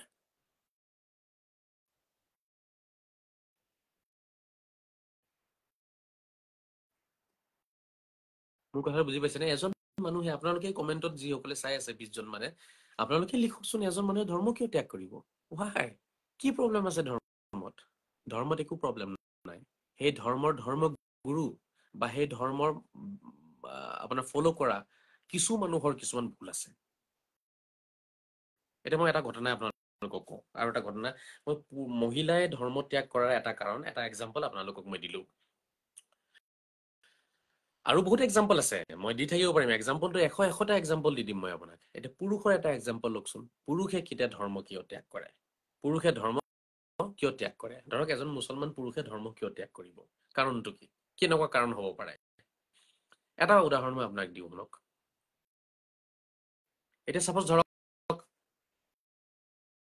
এজন খুব সন্মানী ব্যক্তি, এজন ভাল জ্ঞানী গুণী আৰু সমাজত মানি লওক মানুহজন খুব ধৰক আপোনাৰ সন্মানী ব্যক্তি হয়, মান্যগণ্য ব্যক্তিসকলৰ শাৰীত তেওঁ পৰে। তেনেকুৱা এজন ব্যক্তিৰ ঘৰত ধৰক তেওঁৰ ল'ৰাজনে ধৰক এজনী ছোৱালী পলুৱাই আনিলে।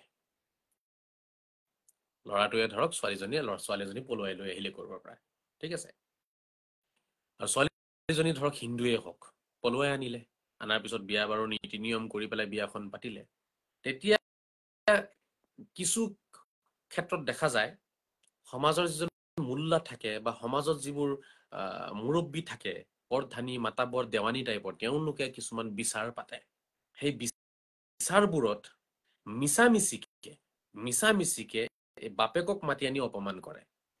আপোনাৰ ল'ৰাই এনেকুৱা কাম কৰিছে, আপোনাৰ ল'ৰাই ছোৱালী পলাই আনিছে, হা, আপোনাৰ বিচাৰ হ'ব, আপোনাক এঘৰীয়া কৰা হ'ব, হা। তেতিয়া মানে পুতেকে ভুল এটা কৰিছে, সেইটো পুতেকৰ ভুল, ঠিক আছে। বাপেকক মাতি আনি পেলাই অপমান কৰা বহু ক্ষেত্ৰত দেখা গৈ আছে। আৰু সেই বাপেকজন কি আছিলে, সেইজনটো, তেওঁৰতো কোনো ভুল নাই ন। ল'ৰা ছোৱালী কণ্ট্ৰলটো মা দেউতাই আজি তাৰিখত কৰিব নোৱাৰে দেখোন। কোনেনো কাৰ কথা মানে আজি তাৰিখত? তেনে ক্ষেত্ৰত বাপেকক যেতিয়া মাতি আনি পেলাই অপমান কৰি দিয়ে নহয় সমাজৰ কিছু মানুহে, তেতিয়া সেইজন এজন মৰ্যাদাপূৰ্ণ এগৰাকী ব্যক্তি, এগৰাকী ভাল ব্যক্তি আছিলে। গতিকে তেখেতৰ গাত কথাখিনি লাগি যায়, তেখেতে এটা অস্থিৰতা তেখেতৰ মনত আহি যায়, আৰু নিজ সমাজ আৰু নিজ ধৰ্মৰ প্ৰতি তেওঁৰ মনটো বেজাৰ হৈ যায়। তেতিয়া তেনেকুৱা মানুহক যেতিয়া এঘৰীয়া কৰি দিয়া হয়, মানে এনেকুৱা হৈ যায় যেনিবা তেওঁৰ কাপোৰটো খুলিয়ে দিলে কোনোবাই, ৰাইজৰ মাজত কাপোৰ খুলি দিয়াৰ দৰে হয়। গতিকে তেনেকুৱা মানুহ যেতিয়া এবছৰ দুবছৰ এঘৰীয়া হৈ থাকে ক'ৰবাত, সমাজত স্থান নাপায়, সন্মান নাপায়, আগৰ যিটো মৰ্যাদা আছিলে ঘূৰাই নাপায়, সকলোৱে চি লেই চেই কৰে, বিনা দুখত এজন মানুহক যেতিয়া অত্যাচাৰ কৰি দিয়ে, তেতিয়া তেনেকুৱা কিছুমান মানুহে এবছৰ দুবছৰ 4 বছৰ 5 বছৰ থকাৰ পিছত সিদ্ধান্ত গ্ৰহণ কৰে যে এইখন সমাজতেই নাথাকো, এই ধৰ্মতেই নাথাকো। যি ধৰ্মই আমাক বিনা কাৰণত শাস্তি দিছে, যি ধৰ্মই আমাক বিনা কাৰণত অপমানিত কৰিছে, লাঞ্ছিত বঞ্চিত কৰিছে, মৰ্যাদা হেৰুৱালো, মান সন্মান হেৰুৱালো, চব হেৰুৱালো, গতিকে আৰু এই ধৰ্মতেই নাথাকো। আৰু তেওঁৰ মনৰ কুৱেশ্যনৰ আনচাৰবোৰো কোনো দিব নোৱাৰে। তেওঁ যিবোৰ যুক্তিসন্মত প্ৰশ্ন কৰি আছে, সেই প্ৰশ্নৰ আনচাৰো কোনো দিব পৰা নাই। কিন্তু ওলোটা তেওঁক বুজ দিব চেষ্টা কৰে, বা তেওঁ প্ৰশ্ন কৰিলে তেওঁক দমন কৰিব চেষ্টা কৰে, তেওঁৰ কণ্ঠ ৰোধ কৰিব চেষ্টা কৰে, প্ৰশ্ন কৰিলে ওলোটাই তেওঁক আৰু ধমকি দিয়ে, ঠিক আছে। তেনেকুৱা যেতিয়া পৰিস্থিতিৰ সৃষ্টি হৈ যায় নহয়, তেতিয়া এজন পুৰুষ মানুহে ধৰ্ম ত্যাগ কৰাৰ সিদ্ধান্ত গ্ৰহণ কৰে, যে এইটো ধৰ্মতে নাথাকো।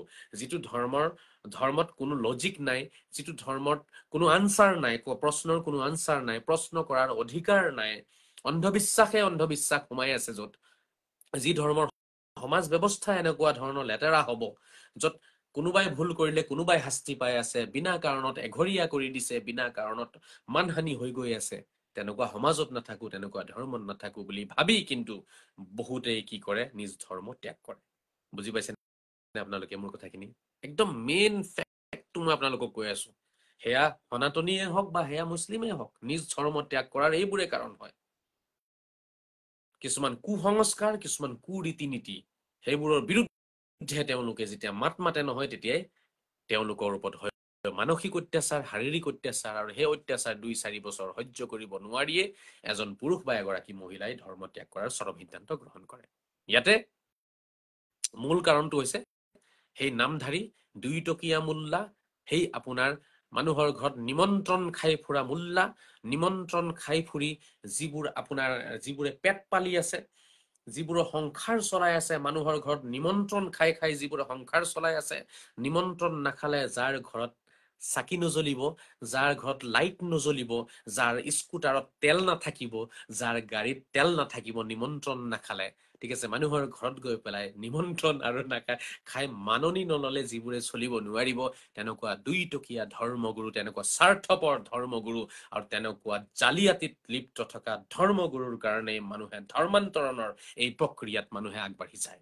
নহলে কেতিয়াও কোনেও নিজৰ ধৰ্ম ত্যাগ নকৰিলেহেঁতেন, কোনো মুছলমান কেতিয়াও হিন্দু নহলহেঁতেন, কোনো হিন্দু কেতিয়াও মুছলমান নহলহেঁতেন, যদিহে আমাৰ ধৰ্মগুৰুসকল যদি স্বাৰ্থপৰ নহলহেঁতেন, নিজৰ পেট পালিবলৈ কাৰণে ধৰ্মৰ নামত বিজনেছ যদি নচলালেহেঁতেন।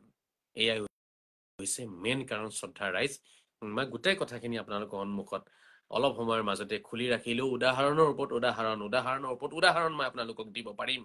এই বিষয়টো এটা ডাঙৰ চিন্তাৰ বিষয়, কিন্তু যে ধৰ্মান্তৰণৰ যিটো এটা প্ৰক্ৰিয়া চলি আছে আমাৰ সমাজত, ঠিক আছে, সেইটো কিন্তু ডাঙৰ কথা হৈ গৈ আছে।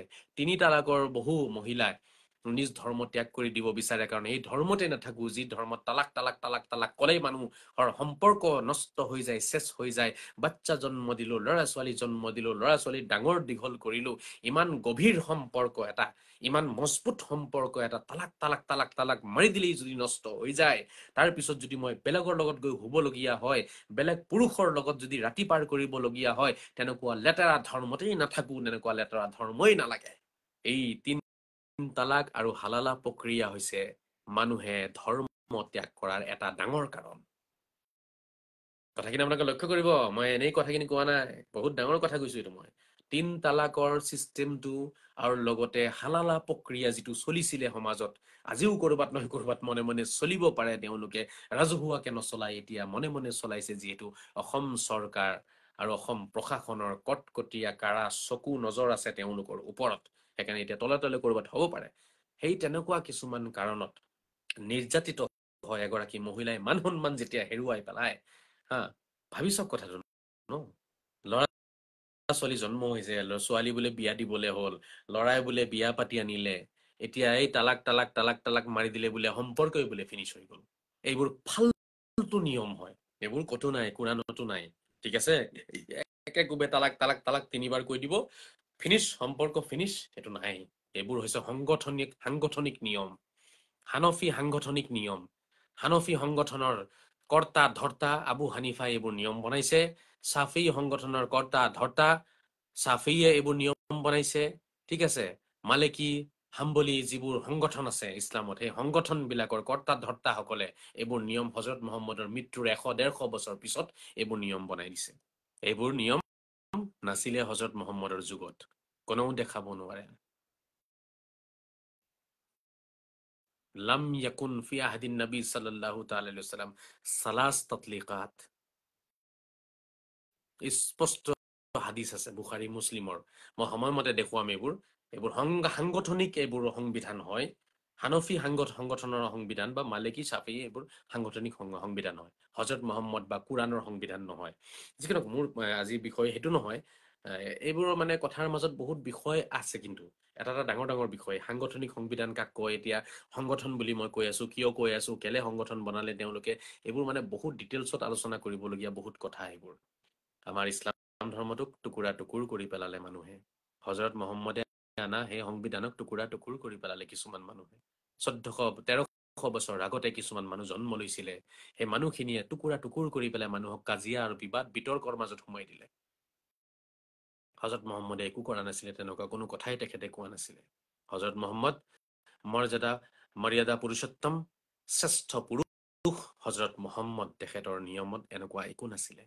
তেখেতে ধৰ্মান্তৰণ কৰা নাছিলে কেতিয়াও, কোনো সনাতনিক মুছলমান বনোৱা নাছিলে হজৰত মুহাম্মদে, দেখাব নোৱাৰিব কোনেও। সনাতনটো বহুত পুৰণা ধৰ্ম হয় নহয়, হজৰত মুহাম্মদৰ যুগতো সনাতন আছিলে। কোনো সনাতনীক হজৰত মহম্মদে মুছলমান বনোৱা নাই। কিন্তু আজিৰ তাৰিখত জাকিৰ নায়ক নামৰ এটা শয়তান, জাকিৰ নায়ক নামৰ এটা অসুৰ বদমাছ সনাতনীসকলক মুছলমান বনাবৰ কাৰণে প্ৰক্ৰিয়া চলাই আছে। হজৰত মহম্মদে কোনো সনাতনীক কেতিয়াও মুছলমান বনোৱা নাছিলে। এইটো দেখাব নোৱাৰে কোনো খ্ৰীষ্টানকো তেওঁ বনোৱা নাছিলে মুছলমান। হজৰত মহম্মদে কাক বনাইছিলে মুছলমান? একাধিক ঈশ্বৰবাদত বিশ্বাসী মানুহসকলক, যাক মুশ্ৰিক বুলি কয়, একাধিক ঈশ্বৰবাদী। এইবোৰ এই দুইটকীয়াবিলাকে বুজি নাপায়। হজৰত মহম্মদে কাক কৈছিলে লা ইলাহা ইল্লাল্লাহ মুহাম্মাদুৰ ৰাসূলুল্লাহ ক'বলৈ কাৰণে? এইবোৰ দুইটকীয়াবিলাকে বুজি নাপায়। একাধিক ঈশ্বৰবাদী, এনেকুৱা মানুহ যিবোৰ মানুহে ভগৱান 4টা 5টা 2টা 4টা 5টা আছে বুলি ভাবে, সেই তেনেকুৱা মানুহক মাতি মাতি আনি কৈছিলে যে তহঁতি এক ঈশ্বৰবাদৰ ওপৰত বিশ্বাস কৰ, একাধিক ঈশ্বৰবাদ এই বস্তুটো নাই, এইটো মিছা কথা, এইটো এটা ভুল। এয়াই আছিলে হজৰত মহম্মদৰ মিছন, একাধিক ঈশ্বৰবাদৰ পৰা মানুহক এক ঈশ্বৰবাদলৈ লৈ অহা, যিটো মহাপুৰুষ শ্ৰীমন্ত শংকৰদেৱে আমাৰ অসমত কৰিছে। এক দেও এক হেও এক বিনে নাইকিয়াও, যিটো মূল মন্ত্ৰ হয় আজি শংকৰীসকলৰ বা সনাতনীসকলৰ মূল মন্ত্ৰ হয় এইটো, এক দেও এক হেও এক বিনে নাইকিয়াও। সেই বস্তুটোৱে হজৰত মহম্মদে কৰি আছিলে। একাধিক ঈশ্বৰবাদৰ পৰা মানুহক মাতি আনি আছিলে এক ঈশ্বৰবাদৰ ফালে। কিন্তু আজিৰ তাৰিখত চাব, দুইটকীয়া ধৰ্মগুৰু কিছুমানে মানুহক উচতনি দিব, দি পেলাই ক'বা আমাৰটো বেষ্ট, সেইটোতো ফাল্টু হয়, এইটো চৈতানী ধৰ্ম, এইটো অমুক ধৰ্ম, এইটো তমুক ধৰ্ম, আমাৰটো ভাল। মানে যেনে তেনে মানুহ বুজাই টুজাই ধৰ্মান্তৰণৰ যিবোৰ এটা প্ৰক্ৰিয়াটো তেওঁলোকে চলাব চেষ্টা কৰি আছে। এইটো একমাত্ৰ দুইটকীয়া ধৰ্মগুৰুবিলাকৰ কাৰণে হৈছে। শ্ৰদ্ধা ৰাইজ, আপোনালোকে কথাখিনি ভাবি লওক, কথাখিনি চালাজাৰা কৰিব আপোনালোকে, আৰু আপোনালোকে নিজৰ আশে পাশে চৌপাশে চাবচোন। মই কৈ থকা ঘটনাবোৰ কিন্তু আপোনাৰ চৌপাশে কিন্তু হৈ আছে। হয়তো আপুনি মোক বেয়া পাব পাৰে কিবা এটা কথাত, যাৰ ঝাৰিক আমি ভাল নাপাওঁ, ঠিক আছে, আপুনি মোক ভাল নাপায়, কোনো কথা নাই, বাট মোৰ কথাখিনিৰ সত্যতা সেইটো আপোনালোকে আপোনাৰ চৌপাশে যেতিয়া চাব নহয়, নিজেই প্ৰমাণ পাই যাব, প্ৰমাণ পাই যাব, আপোনাৰ গাঁৱত পাই যাব, আপোনাৰ জিলাত পাই যাব আপুনি। তেতিয়া কি কৰিব? কাৰোবাক বেয়া পাওক, কোনো কথা নাই, কিন্তু কাৰোবাৰ কথাখিনি কিমান গ্ৰহণযোগ্য হয়, কিমান যুক্তিসন্মত হয়, সেই কথাখিনিও আমি চালাজাৰা কৰি ল'ব লাগিব।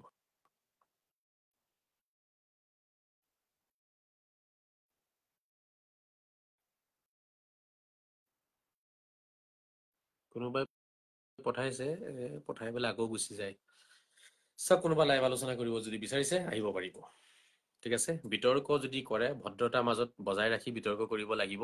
ইয়াতে আহি পেলাই যদি কোনোবাই এই দুইটকীয়া ভাষা ব্যৱহাৰ কৰে, তেতিয়াহ'লে মই কিন্তু জানে নহয়, মোৰ হাই ভল্টেজ তেতিয়া ষ্টাৰ্ট কৰি দিম। মই তেতিয়া হাই ভল্টেজ ষ্টাৰ্ট হৈ যাব। সেইখিনি কৰিব নকৰাকৈ আহিব লাগে, আৰু মোল্লাবিলাক আহিব বিচাৰিলে আহিব পাৰিব, কিন্তু কথা হৈছে মাৰ্জিত ভাষাত আলোচনা কৰিব লাগিব আৰু যুক্তিত আলোচনা কৰিব লাগিব। ইয়াতে কোনো অন্ধবিশ্বাসৰ কথা নচলিব, ডাইৰেক্ট কোৰাণৰ পৰা কথা পাতিব লাগিব, ডাইৰেক্ট হাদিছৰ পৰা কথা পাতিব লাগিব। অমুক মোল্লা কৈছে, তমুক মোল্লা কৈছে, আবু হানিফা কৈছে, ছাফি কৈছে। আবু হানিফা ছাফিৰ ধাৰ নাই।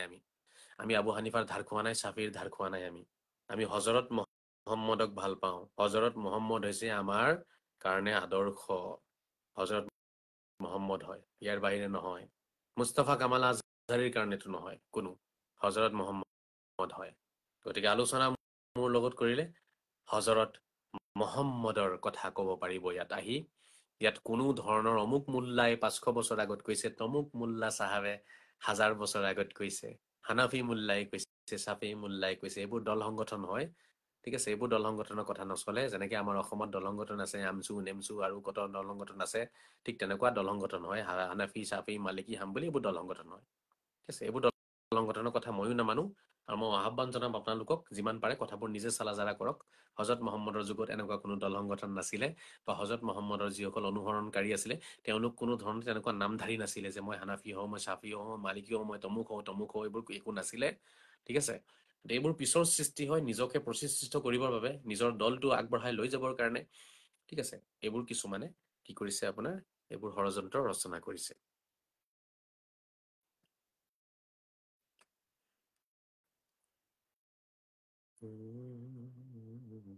আচ্ছা, যিজন আহিব বিচাৰিছিলে তেওঁৰ খবৰে নাই দেখোন, এক্স মুছলিমজন। এটা মেছেজ দি দিওঁ মই হোৱাটছএপত। হজৰত মহম্মদৰ বোলে বেয়া গুণ ভাল গুণ এটাও নাই।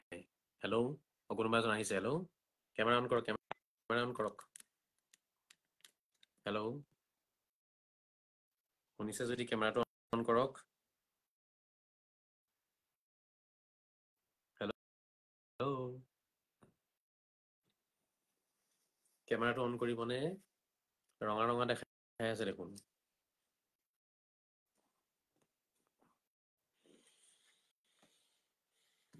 কেমেৰা অন কৰক, তেতিয়াহে কথা পাতিব পৰা যাব। কি হ'ল মানুহটোৰ?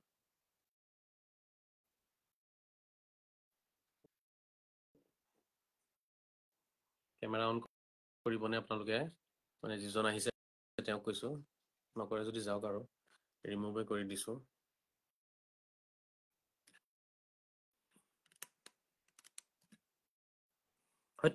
সত্য কথা শিকাৰ মানে বহুতৰে কি নাই জানেনে? কোনো ধৰণৰ ৰাপ নাই, কোনো ধৰণৰ ধাউতি নাই, কোনো ধৰণৰ মানে আগ্ৰহ নাই। কিছুমানে বিচাৰে ভে ভে কৰাটোৱে ভাল পায়। অ' বাবা গো, অ' মায়া গো বুলি ভাষণ দি থাকিলেই মানে বহুতৰে মন ভাল লাগে। গতিকে তেনেকুৱা মানুহক মই একো ক'বলৈ নাই। আপোনালোকে অ' বাবা গো, অ' মায়া গো লৈ বহি থাকক। ঠিক আছে? অ' বাবা গো, অ' মায়া গো তেনেকুৱা টাইপৰ মানুহ মই নহওঁ। মোৰ লাইভত আপোনালোকে নাহিব। এই লাইভত আপোনালোকে কিছু কথা শিকিব পাৰিব, তেতিয়াহে আপুনি আহিব। বুজি পাইছেনে? যেনেকে আজি মই কথাটো ক'লো, যিটো কথা আপোনালোকে লক্ষ্য ৰাখিব। এক্স বোলা বস্তুটো সৃষ্টি হৈছে একমাত্ৰ নামধাৰী দুইটকীয়া স্বাৰ্থপৰ ধৰ্মগুৰুৰ কাৰণে। এইটো মনত ৰাখিব আপোনালোকে। য'তেই কেতিয়াবা আপোনালোকে শুনিব, আমেৰিকাতেই হওক বা জাপানতে হওক বা ইণ্ডিয়াতে হওক বা বাংলাদেশতে হওক, যেতিয়াই আপোনালোকে শুনিব কোনোবা এজন ব্যক্তিয়ে নিজ ধৰ্ম ত্যাগ কৰি ইছলাম ধৰ্ম গ্ৰহণ কৰিছে, তেতিয়া জানিব সেই অঞ্চলৰ মানুহবিলাকে অত্যাচাৰ কৰিছে মানুহজনক, তাতে থকা মোল্লাবিলাকে অত্যাচাৰ কৰিছে, মানসিকভাৱে শাৰীৰিকভাৱে অত্যাচাৰ কৰিছে, লাঞ্ছিত বঞ্চিত কৰিছে, অপমানিত কৰিছে, আৰু সেই অপমান সহ্য কৰিব নোৱাৰি আৰু প্ৰশ্নবিলাকৰ উত্তৰ দিব পৰা নাই কোনেও মানুহজনৰ, সেইকাৰণে এই মানুহজনে লাষ্টত এই সিদ্ধান্ত গ্ৰহণ কৰিছে। এই বস্তুটো আপোনালোকে একদম লিখি ৰাখক। এইটোৱে একদম এনেকুৱা এটা আনচাৰ, আপুনি য'তেই ধৰ্মান্তৰণৰ প্ৰক্ৰিয়া চলিছে, কাম চলিছে, যোনেই ধৰ্ম ত্যাগ কৰিছে, তাতেই গৈ পেলাই আপুনি এই বস্তুটোৱেই বিচাৰি পাব।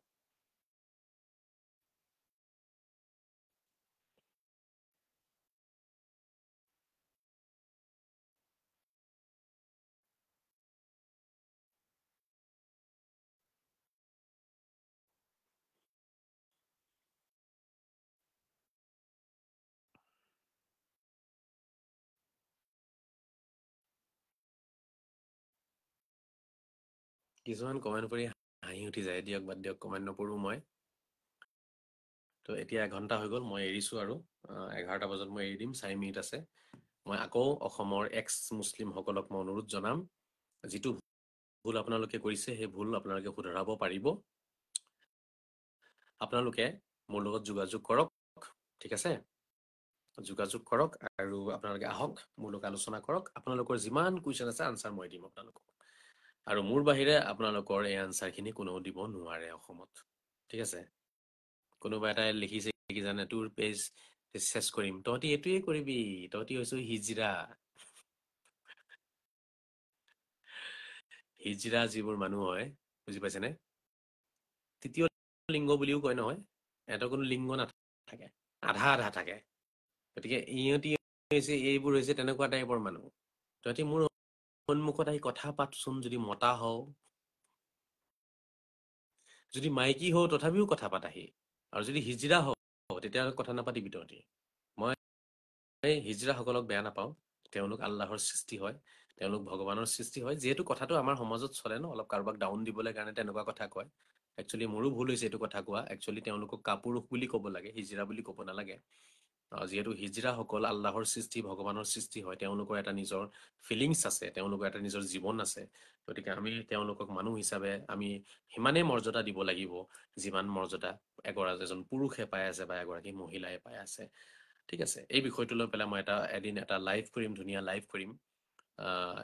এই বিষয়টো লৈ পেলাই মোক কেইবাগৰাকী এনেকুৱা ব্যক্তিয়ে মোক কথাটো জনাইছিলেও যে আপুনি এই বিষয়টো আলোচনা কৰিব। থাকি গ'ল, বিষয়টো আলোচনা কৰা নহ'ল, থাকি গ'ল। কিন্তু এই বিষয়টো আলোচনা কৰিম। মই আপোনালোকক অনুৰোধ জনাম, তেওঁলোকক কেতিয়াও আপোনালোকে অপমান নকৰিব, ঠিক আছে? পুৰুষ বা মহিলাৰ যিটো মৰ্যাদা আমাৰ সমাজত আছে, সেই মৰ্যাদাই তেওঁলোকে পাব। বা ঘৰতো তেনেকুৱা কোনোবা সতি সন্তান থাকিলে সিমানেই মৰম পাব লাগে, যিমান অন্য সতি সন্তানে পায়, ঠিক আছে? ইয়াতে তৃতীয় লিংগ হৈছে বুলি বা ধৰক হিজৰা হৈছে বুলি সেইটো কাৰণে যে কোনোবাই অপমান কৰিব, সেইটো কিন্তু মানৱ ধৰ্মৰ বিপৰীত এটা কৰ্ম হয়। আমি সকলোৱে মানুহ, আৰু তেওঁলোকক আল্লাহে সৃষ্টি কৰিছে, ভগৱানে সৃষ্টি কৰিছে। সেইটো কাৰণে কোনো হিজৰা মানুহকো আমি কি কৰিব নালাগে, কেতিয়াও তেওঁলোককো অপমান কৰিব নালাগে, মৰ্যাদা দিব লাগে। সামাজিক মৰ্যাদাটো তেওঁলোকৰ কিন্তু লাগিব। সেইটো বিষয়ে আলোচনা আমি কৰিব লাগিব, অন্য এটা দিন মই কৰিম। ইছলামে তেওঁলোকক কিমানখিনি সামাজিক মৰ্যাদা দান কৰিছে, ইছলামত তেওঁলোকৰ পজিশ্যনটো কি, সেই বিষয়ে আলোচনা কৰিম দিয়ক।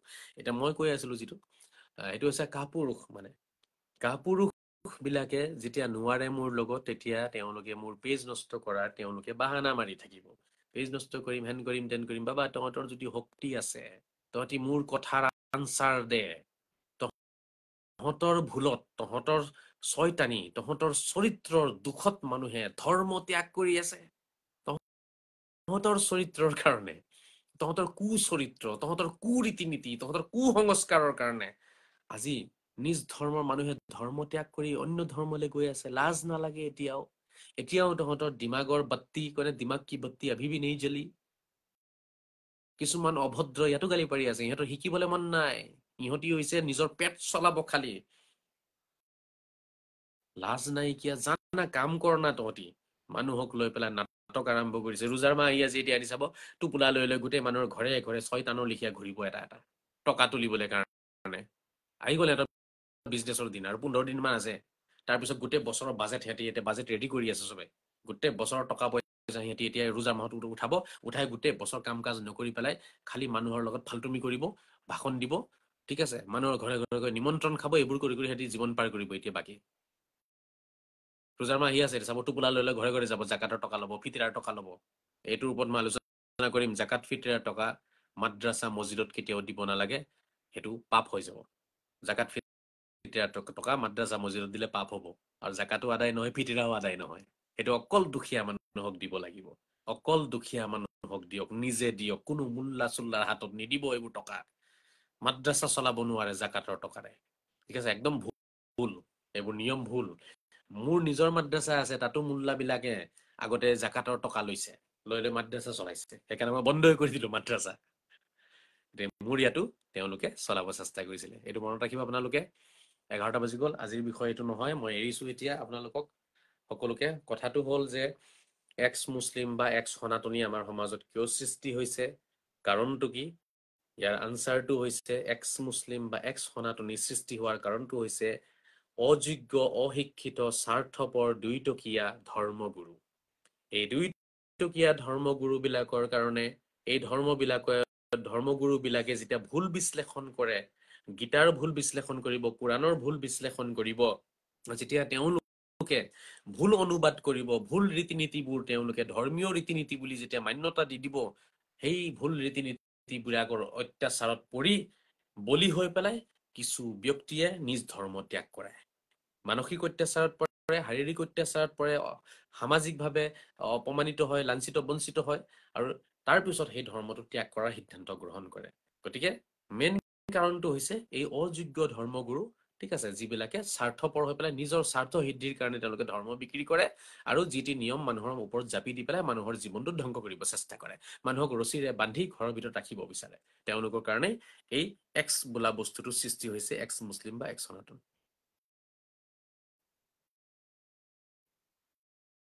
মিৰ্জা আসিফ, তেখেত শিৱসাগৰৰ, তেখেতে লিখিছে, মই মুছলমান, মোৰ ৱাইফ সনাতনী, আৰু মোৰ ল'ৰাটো কি মই নিজেই নাজানো।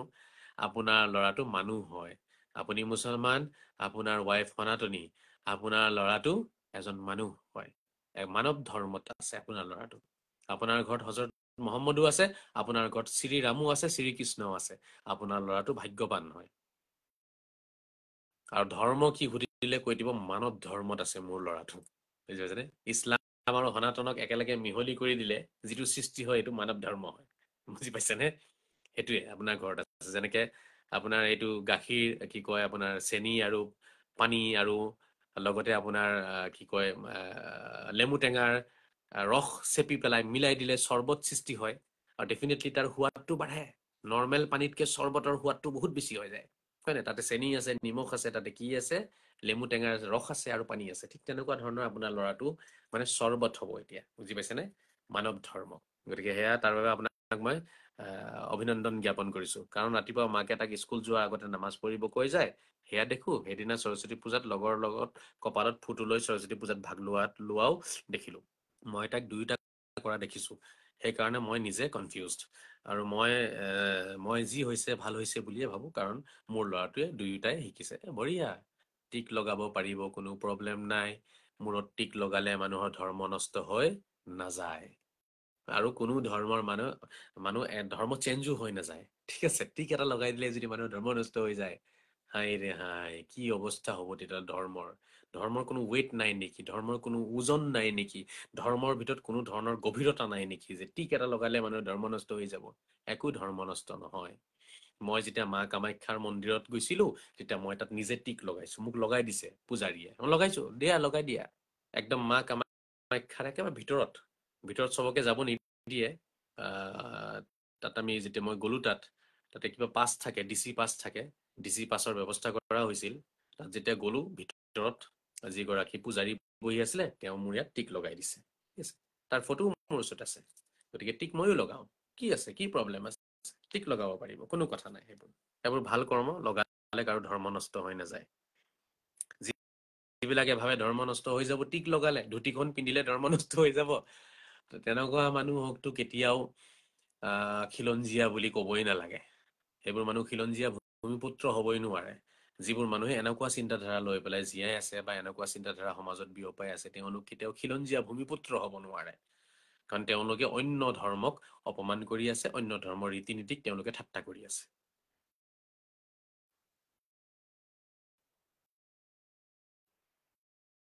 মোৰ কথাখিনি বুজি পালেনে?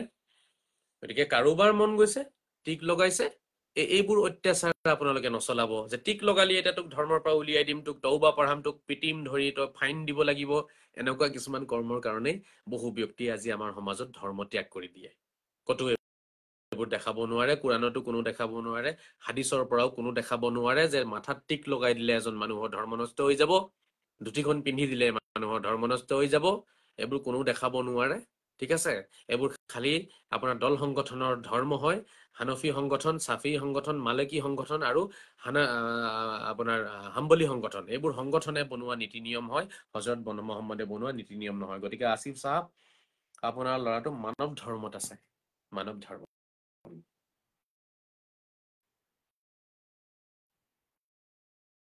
এৰিছো এতিয়া। আজিৰ টপিকটো বেলেগ এদিন আকৌ আলোচনা কৰিম। আপোনালোকে সকলোৱে আহক, আলোচনাত জড়িত হওক। যিমান পাৰে আপোনালোকে সহযোগ কৰক, যিমান পাৰে আপোনালোকে ছাপোৰ্ট কৰক, মোৰ কথাখিনি যুক্তিৰে খণ্ডন কৰক।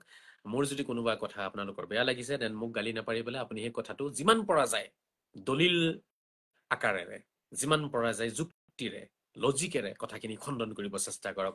আপোনালোকে গালি পাৰি কেতিয়াও মুস্তাফা কামাল আজহাৰী মুখ বন্ধ কৰিব নোৱাৰে।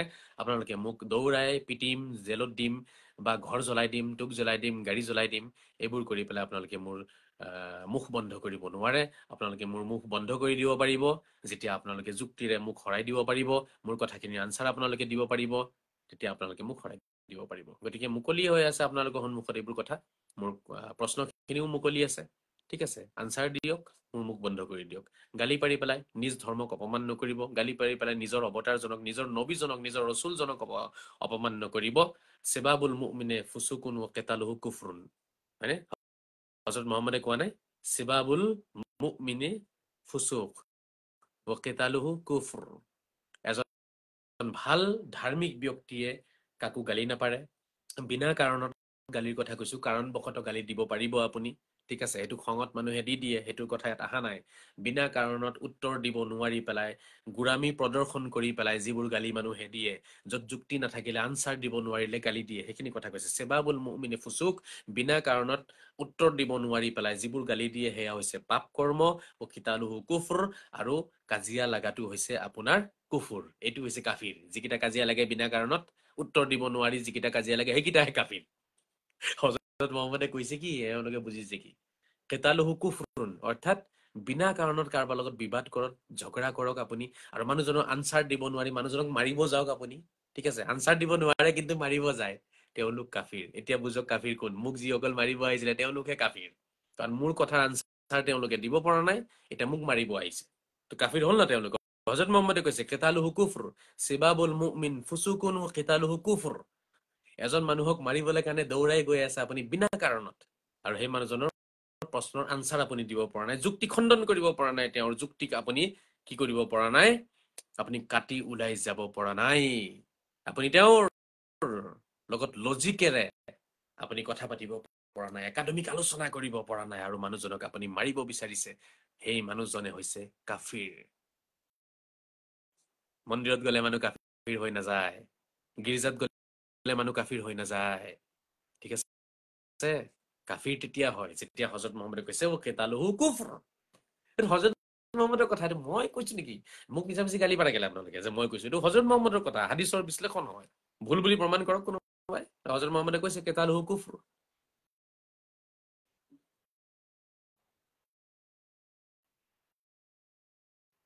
প্ৰীতি ৰাজবংশী বাইদেউ আপোনাক দেখি ভাল লাগিল সময়ৰ অভাৱত চাব নোৱাৰো কেতিয়াবা কিন্তু আপোনাক লাইভ ভাল লাগে ধন্যবাদ জনাইছো প্ৰীতি বাইদেউ আৰু ধন্যবাদ জনাইছো আপুনি আমাক সহায়ো কৰিছে এইবাৰ অধিৱেশনত সহায় কৰিছে প্ৰীতি বাইদেৱে 2-4 জনে মোক সহায় কৰিছে এইবাৰ যিকেইজনে সহায় কৰিছে মই তেওঁলোকক মই নাম কৈ দিব বিচাৰিছিলো আচলতে তেওঁলোকে হয়তো বিচৰা নাই বহুতে গতিকে বহুতে কৰা নাই সবে মিলি 6-7 জন মানে মোক কৰিছে হেল্প এটা কৰিছে সাম মানে এৰাউণ্ড 10,000 মান বা তাতকৈ অলপ কম হ'ব চাগে কিবা এটা হেল্প তেওঁলোকে কৰিছে মোক তাৰ কাৰণে মই ধন্যবাদ জ্ঞাপন কৰিছোঁ আপোনালোকে মোক এনেকৈ হেল্প কৰি যাব তেতিয়া সঁচা কথাখিনি মই ক'ব পাৰিম যিহেতু মোৰ মানুহখিনিয়েতো মোক হেল্প নকৰে কাৰণটো হৈছে মই ভুলখিনি দেখুৱাই দি আছোঁ আৰু মই সংস্কাৰ আনিব বিচাৰি আছোঁ গতিকে যেনেকৈ ৰাজা ৰামমোহন ৰায়ক পিটিছিলে এটা সময়ত মানুহে ধৰি পেলাই সনাতনীসকলে তেওঁক দৌৰাইছিলে সনাতনীসকলে তেওঁক এঘৰীয়া কৰিছিলে ৰাজা ৰামমোহন ৰায়ক ঠিক তেনেকুৱা ধৰণৰ কিছুমান ঘটনা মোৰ জীৱনত ঘটিব ধৰিছে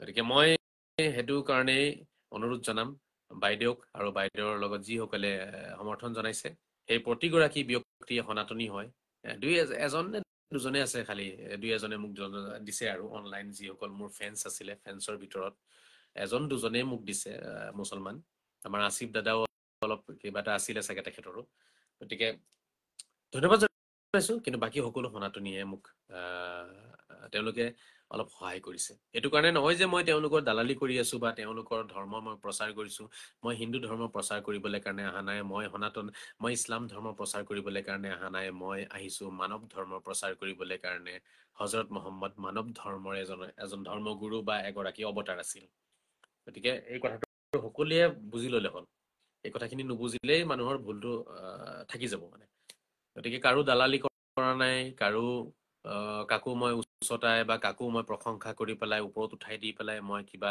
নিজৰ স্বাৰ্থ সিদ্ধিৰ কাৰণে কৰা নাই একমাত্ৰ কুসংস্কাৰখিনি অতৰাব চেষ্টা কৰি আছো সেই কুসংস্কাৰখিনি অতৰাবলৈ কাৰণে এতিয়া যিমান পৰা যায় মই কষ্ট ভুগিবলগীয়া হৈ আছে সেইটো ভুগিম কষ্ট কোনো কথা নাই ধন্যবাদ প্ৰীতি বাইদেউ আপোনাৰ কমেণ্টটো ভাল লাগিলে আৰু যিসকলে পজিটিভ কমেণ্ট কৰিছে সকলোকে ধন্যবাদ জ্ঞাপন কৰিছো যিসকলে নেগেটিভ কমেণ্ট কৰি থাকে মোক যোৱা 6 মাহ 8 মাহ এবছৰে হ'ল আৰু যোৱা এবছৰৰ পৰা লাইভ হৈছে এবছৰ মান মোক নেগেটিভ কমেণ্ট কৰিলে আপোনালোকে নেগেটিভ কমেণ্ট কৰি জানো মোৰ মুখ বন্ধ কৰিব পাৰিলে নোৱাৰিলে নহয় নোৱাৰে আপোনালোকে যুক্তিৰে খণ্ডন কৰক মোৰ কথাবোৰ আপোনালোকে মোৰ মুখ বন্ধ কৰিব পাৰিব ইয়াৰ বাহিৰে আপোনালোকে নোৱাৰে মোৰ কথা কোৱাৰ অধিকাৰ আছে আৰ্টিকল 51A ভাৰতীয় সংবিধানে মোক অধিকাৰ দিছে ঠিক আছে মোৰ যিখিনি মোৰ মতবাদ মই মোৰ মতবাদ প্ৰচাৰ কৰিব পাৰিম ঠিক আছে সেইটো আপুনি আপোনাৰ মতবাদ প্ৰচাৰ কৰক মই মোৰ মতবাদ প্ৰচাৰ কৰিম ইয়াত কাৰো ক'বলগীয়া একো নাই আপোনাৰ যদি মোৰ মতবাদ ভাল লাগে আপুনি সেই মতবাদ আপুনি সেই মতাদৰ্শন আপুনি গ্ৰহণ কৰিব পাৰিব যদি আপোনাৰ এই মতাদৰ্শন আপোনাৰ ভাল লগা নাই তেতিয়াহ'লে আপুনি গ্ৰহণ নকৰিব পাৰে বাট আপুনি গালি দিয়াটো হযৰত মুহাম্মদৰ নীতি নিয়ম হিচাপে গালি দিয়া মাৰপিট কৰা কাৰোবাক ধৰি বিনা কাৰণত উত্তৰ নিদিয়াকৈ এয়া হৈছে কাফিৰ সকলৰ কাম তেওঁলোকে হৈছে কাফিৰ যিসকলে প্ৰশ্নৰ উত্তৰ দিব নোৱাৰে আৰু মানুহ এজনক মাৰিব যায় মানুহ এজনক অপমান কৰিব বিচাৰে তেওঁলোকে হৈছে কাফিৰ কোনো সনাতনী কাফিৰ নহয় কোনো খ্ৰীষ্টান ধৰ্মৰ মানুহ কাফিৰ নহয় ঠিক আছে অন্য ধৰ্মৰ মানুহ কাফিৰ নহয় কাফিৰ সেইজন ব্যক্তিয়ে হয় যিজনে কাৰোবাৰ কথাৰ আনসাৰ দিব নোৱাৰি খঙতে মাৰিবলৈ যায় ধন্যবাদ এৰিছো কালি আকৌ দেখা হওক তাৰে আশা থাকিল মোৰ ইটো পেজ যাতে ঘূৰি আহে তাৰ বাবে আপোনালোকে অলপ দোৱা কৰক প্ৰাৰ্থনা কৰক বহুতেই লাগিছে টকা পইচা খৰচ কৰি লাগিছে মোৰ পেজ নষ্ট কৰিবলৈ কাৰণে চিন্তা কৰিছে তেওঁলোকৰ মাথাৰ ঘুম মাথাৰ টোপনি মানে তেওঁলোকৰ চকুৰ টোপনি মাথাৰ মানে তেওঁলোকৰ গোটেই টেনচন হৈ পৰিছো মই নাই, তেওঁলোকে এতিয়া কৰিব পৰা নাই কাৰণে পেজে নষ্ট কৰিছে, একো নাই, কৰিব দিয়ক, এইটোও কৰিব পাৰে, কৰক, কোনো কথা নাই। কিন্তু এটা দুটা পেজ নষ্ট কৰি দিলে জানো মুস্তফা কামাল আজহাৰীৰ যিটো মতামত আছে, যিটো মোৰ মতবাদ, সেইটো জানো আপোনালোকে খণ্ডন কৰিব পাৰিলে, সেয়া জানো আপোনালোকে উত্তৰ দিব পাৰিলে? কেতিয়াও নোৱাৰিব। অসমৰ সকলো পেজ জানো আপোনালোকে নষ্ট কৰি দিব পাৰিব? মই বেলেগ পেজত আহিম তেতিয়া, মই সামাজিক মাধ্যম ব্যৱস্থা আৰু বহুত আছে নহয় চৰ্চ, তাত আহিম তেতিয়া কি কৰিব আপোনালোকে? মই প্ৰেছ কনফাৰেন্স দিম, মই সপ্তাহে সপ্তাহে আপোনাৰ প্ৰেছ মিট দি দিম, লখিমপুৰত দি দিম, গুৱাহাটীত দি দিম, ডিব্ৰুগড়ত দি দিম, তেতিয়া আপোনালোকে কি কৰিব? পেপাৰে পত্ৰিকাই চব জেগাত দি দিম মই। এতিয়া বৰ্তমান মই কোৰাণৰ বিশ্লেষণ, কোৰাণৰ আধ্যাত্মিক অনুবাদ মই লিখি আছো, তেতিয়া আপোনালোকে কি কৰিব? আপোনালোকে এইবোৰ কৰি পেলাই মোৰ জেগাত যদি অন্য কোনোবা মানুহ হ'লহেঁতেন নহয়, তেতিয়াহ'লে চাগে ধৰ্মই ত্যাগ কৰি দিলেহেঁতেন। কাৰণ এনেকুৱা অত্যাচাৰ যেতিয়া মানুহে কৰে নহয়, তেতিয়াই মানুহে ধৰ্ম ত্যাগ কৰে। কিন্তু মইতো তেনেকুৱা বিধৰ নহওঁ। মই ধৰ্ম ত্যাগৰ কথাই নাহে ইয়াত। ইয়াত কথা আহিছে যে আপোনালোকক মই চিধা ৰাস্তাত আনিহে এৰিম। মই চিধা ৰাস্তাত আনিয়ে এৰিম, এইটো মোৰ দৃঢ় বিশ্বাস। আহি যাব যিসকলৰ মন মগজু আহল বহল, যিসকলে যুক্তিত বিশ্বাস কৰে, যিসকলে অন্ধবিশ্বাসত ডুবি থকা নাই, গোড়ামিত ডুবি থকা নাই, তেওঁলোকে নিশ্চিত ৰূপে মোৰ কথাখিনি ভাল পাব আৰু তেওঁলোকে কথাখিনি এপ্ৰিচিয়েট কৰি ওলাই আহিব এদিন নহয় এদিন। মোৰ কথা প্ৰতিটো যুক্তিতে আছে, কোনো কথা মই অন্ধবিশ্বাসত নকওঁ, কোনো কথাই মই নকওঁ। মই কোৰাণকো অন্ধবিশ্বাসত মই বিশ্বাস নকৰোঁ, কোৰাণৰ কোনো কথাও মই এনেই মানি নলওঁ যেতিয়ালৈকে মই চালাজাৰা নকৰোঁ। অকল কোৰাণে নহয়, গীতাৰ কথাও মই কৈছোঁ, বাইবেলৰ কথাও মই কওঁ।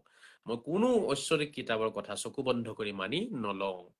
মই এটা যুক্তি বিচাৰোঁ, যে ঈশ্বৰে যদি কৈছে, আল্লাহে যদি কৈছে, যুক্তি থাকিব লাগিব। শ্ৰীকৃষ্ণই যদি কৈছে, তেতিয়াহ'লে যুক্তি থাকিব লাগিব। ঠিক আছে, সেইটো মই বিচাৰাটো মোৰ দায়িত্ব হয়, মোৰ দায়বদ্ধতা হয়, সেইটো মোৰ কৰ্ম হয়, সেইখিনি মই কৰিবই লাগিব, মোৰ ৰেছপনচিবিলিটি হয় এইটো। আৰু প্ৰতিগৰাকী শিক্ষিত ব্যক্তিৰ এইটো এটা দায়িত্ব হয়। কাৰো কথা চকু বন্ধ কৰি বিশ্বাস কৰিব নালাগে, আনকি ঈশ্বৰ আল্লাহ ভগৱানৰ বাণীও চকু বন্ধ কৰি বিশ্বাস কৰিব নালাগে। তাত লুকাই থকা ৰহস্যখিনি, তাত লুকাই থকা মণিমুকুতাখিনি আমি বিচাৰি উলিয়াব লাগিব। চকু বন্ধ কৰি বিশ্বাস কৰি বহি থাকিলে তেতিয়াহ'লে আপুনি কেনেকে সেই সাগৰত ডুব দিব পাৰিব? সেই সাগৰত কেনেকে আপুনি গৈ পেলাই তলৰ পৰা মণিমুকুতা ওলাই আনিব পাৰিব? নোৱাৰিব ন। সেইটো কাৰণে সকলো কথাই আপুনি যুক্তিৰ আধাৰত আনক, চাব চবতে যুক্তি বিচাৰি পাব। ঠিক আছে, আপুনি প্ৰকৃত ইছলাম কি সেইটো দেখুৱাব আহিছে, দেখুৱাই যাওক, আল্লাহৰ লগত আছে। ধন্যবাদ আছিফ দাদা, ধন্যবাদ যিসকলে প্ৰেৰণা দি আছে, ধন্যবাদ জ্ঞাপন কৰিছোঁ। যিমান পাৰে পেজটো আপোনালোকে অলপ আগবঢ়াই দিব, বন্ধুসকলকো জনাই দিব, যিহেতু আলোচনা কৰিবলৈ হ'লে আমাৰ মানুহৰ প্ৰয়োজন হয়, তেতিয়া আমাৰ আলোচনাবোৰ কিমান হয় মানে আৰু আহল বহলকৈ মানে চাৰিওফালে প্ৰচাৰো হৈ যায়। গতিকে আপোনালোকৰ সহযোগ থাকিলে, সহায় সহযোগিতা থাকিলে নিশ্চিত ৰূপে কামখিনি কৰি যাব পাৰিম। এতিয়ালৈ এৰিছোঁ, দেখা হ'ব আকৌ। এক্স মুছলিম এজন অহাৰ কথা আছিলে আজি, তেওঁ নাহিলে। মই হোৱাটছআপত তেওঁক মেছেজো কৰিছোঁ, এতিয়া ৰিপ্লাইও তেওঁ নাই, চিপ্লাই দিয়া বাদ দিলে আৰু তেওঁ এতিয়া ৰিপ্লাইয়ে নিদিয়ে। গতিকে এয়া হৈছে তেওঁলোকৰ জ্ঞানৰ আপোনাৰ নমুনা। ইমানখিনি জ্ঞান লৈ পেলাই তেওঁলোকে ধৰ্ম এটা ত্যাগ কৰি গুচি যায়।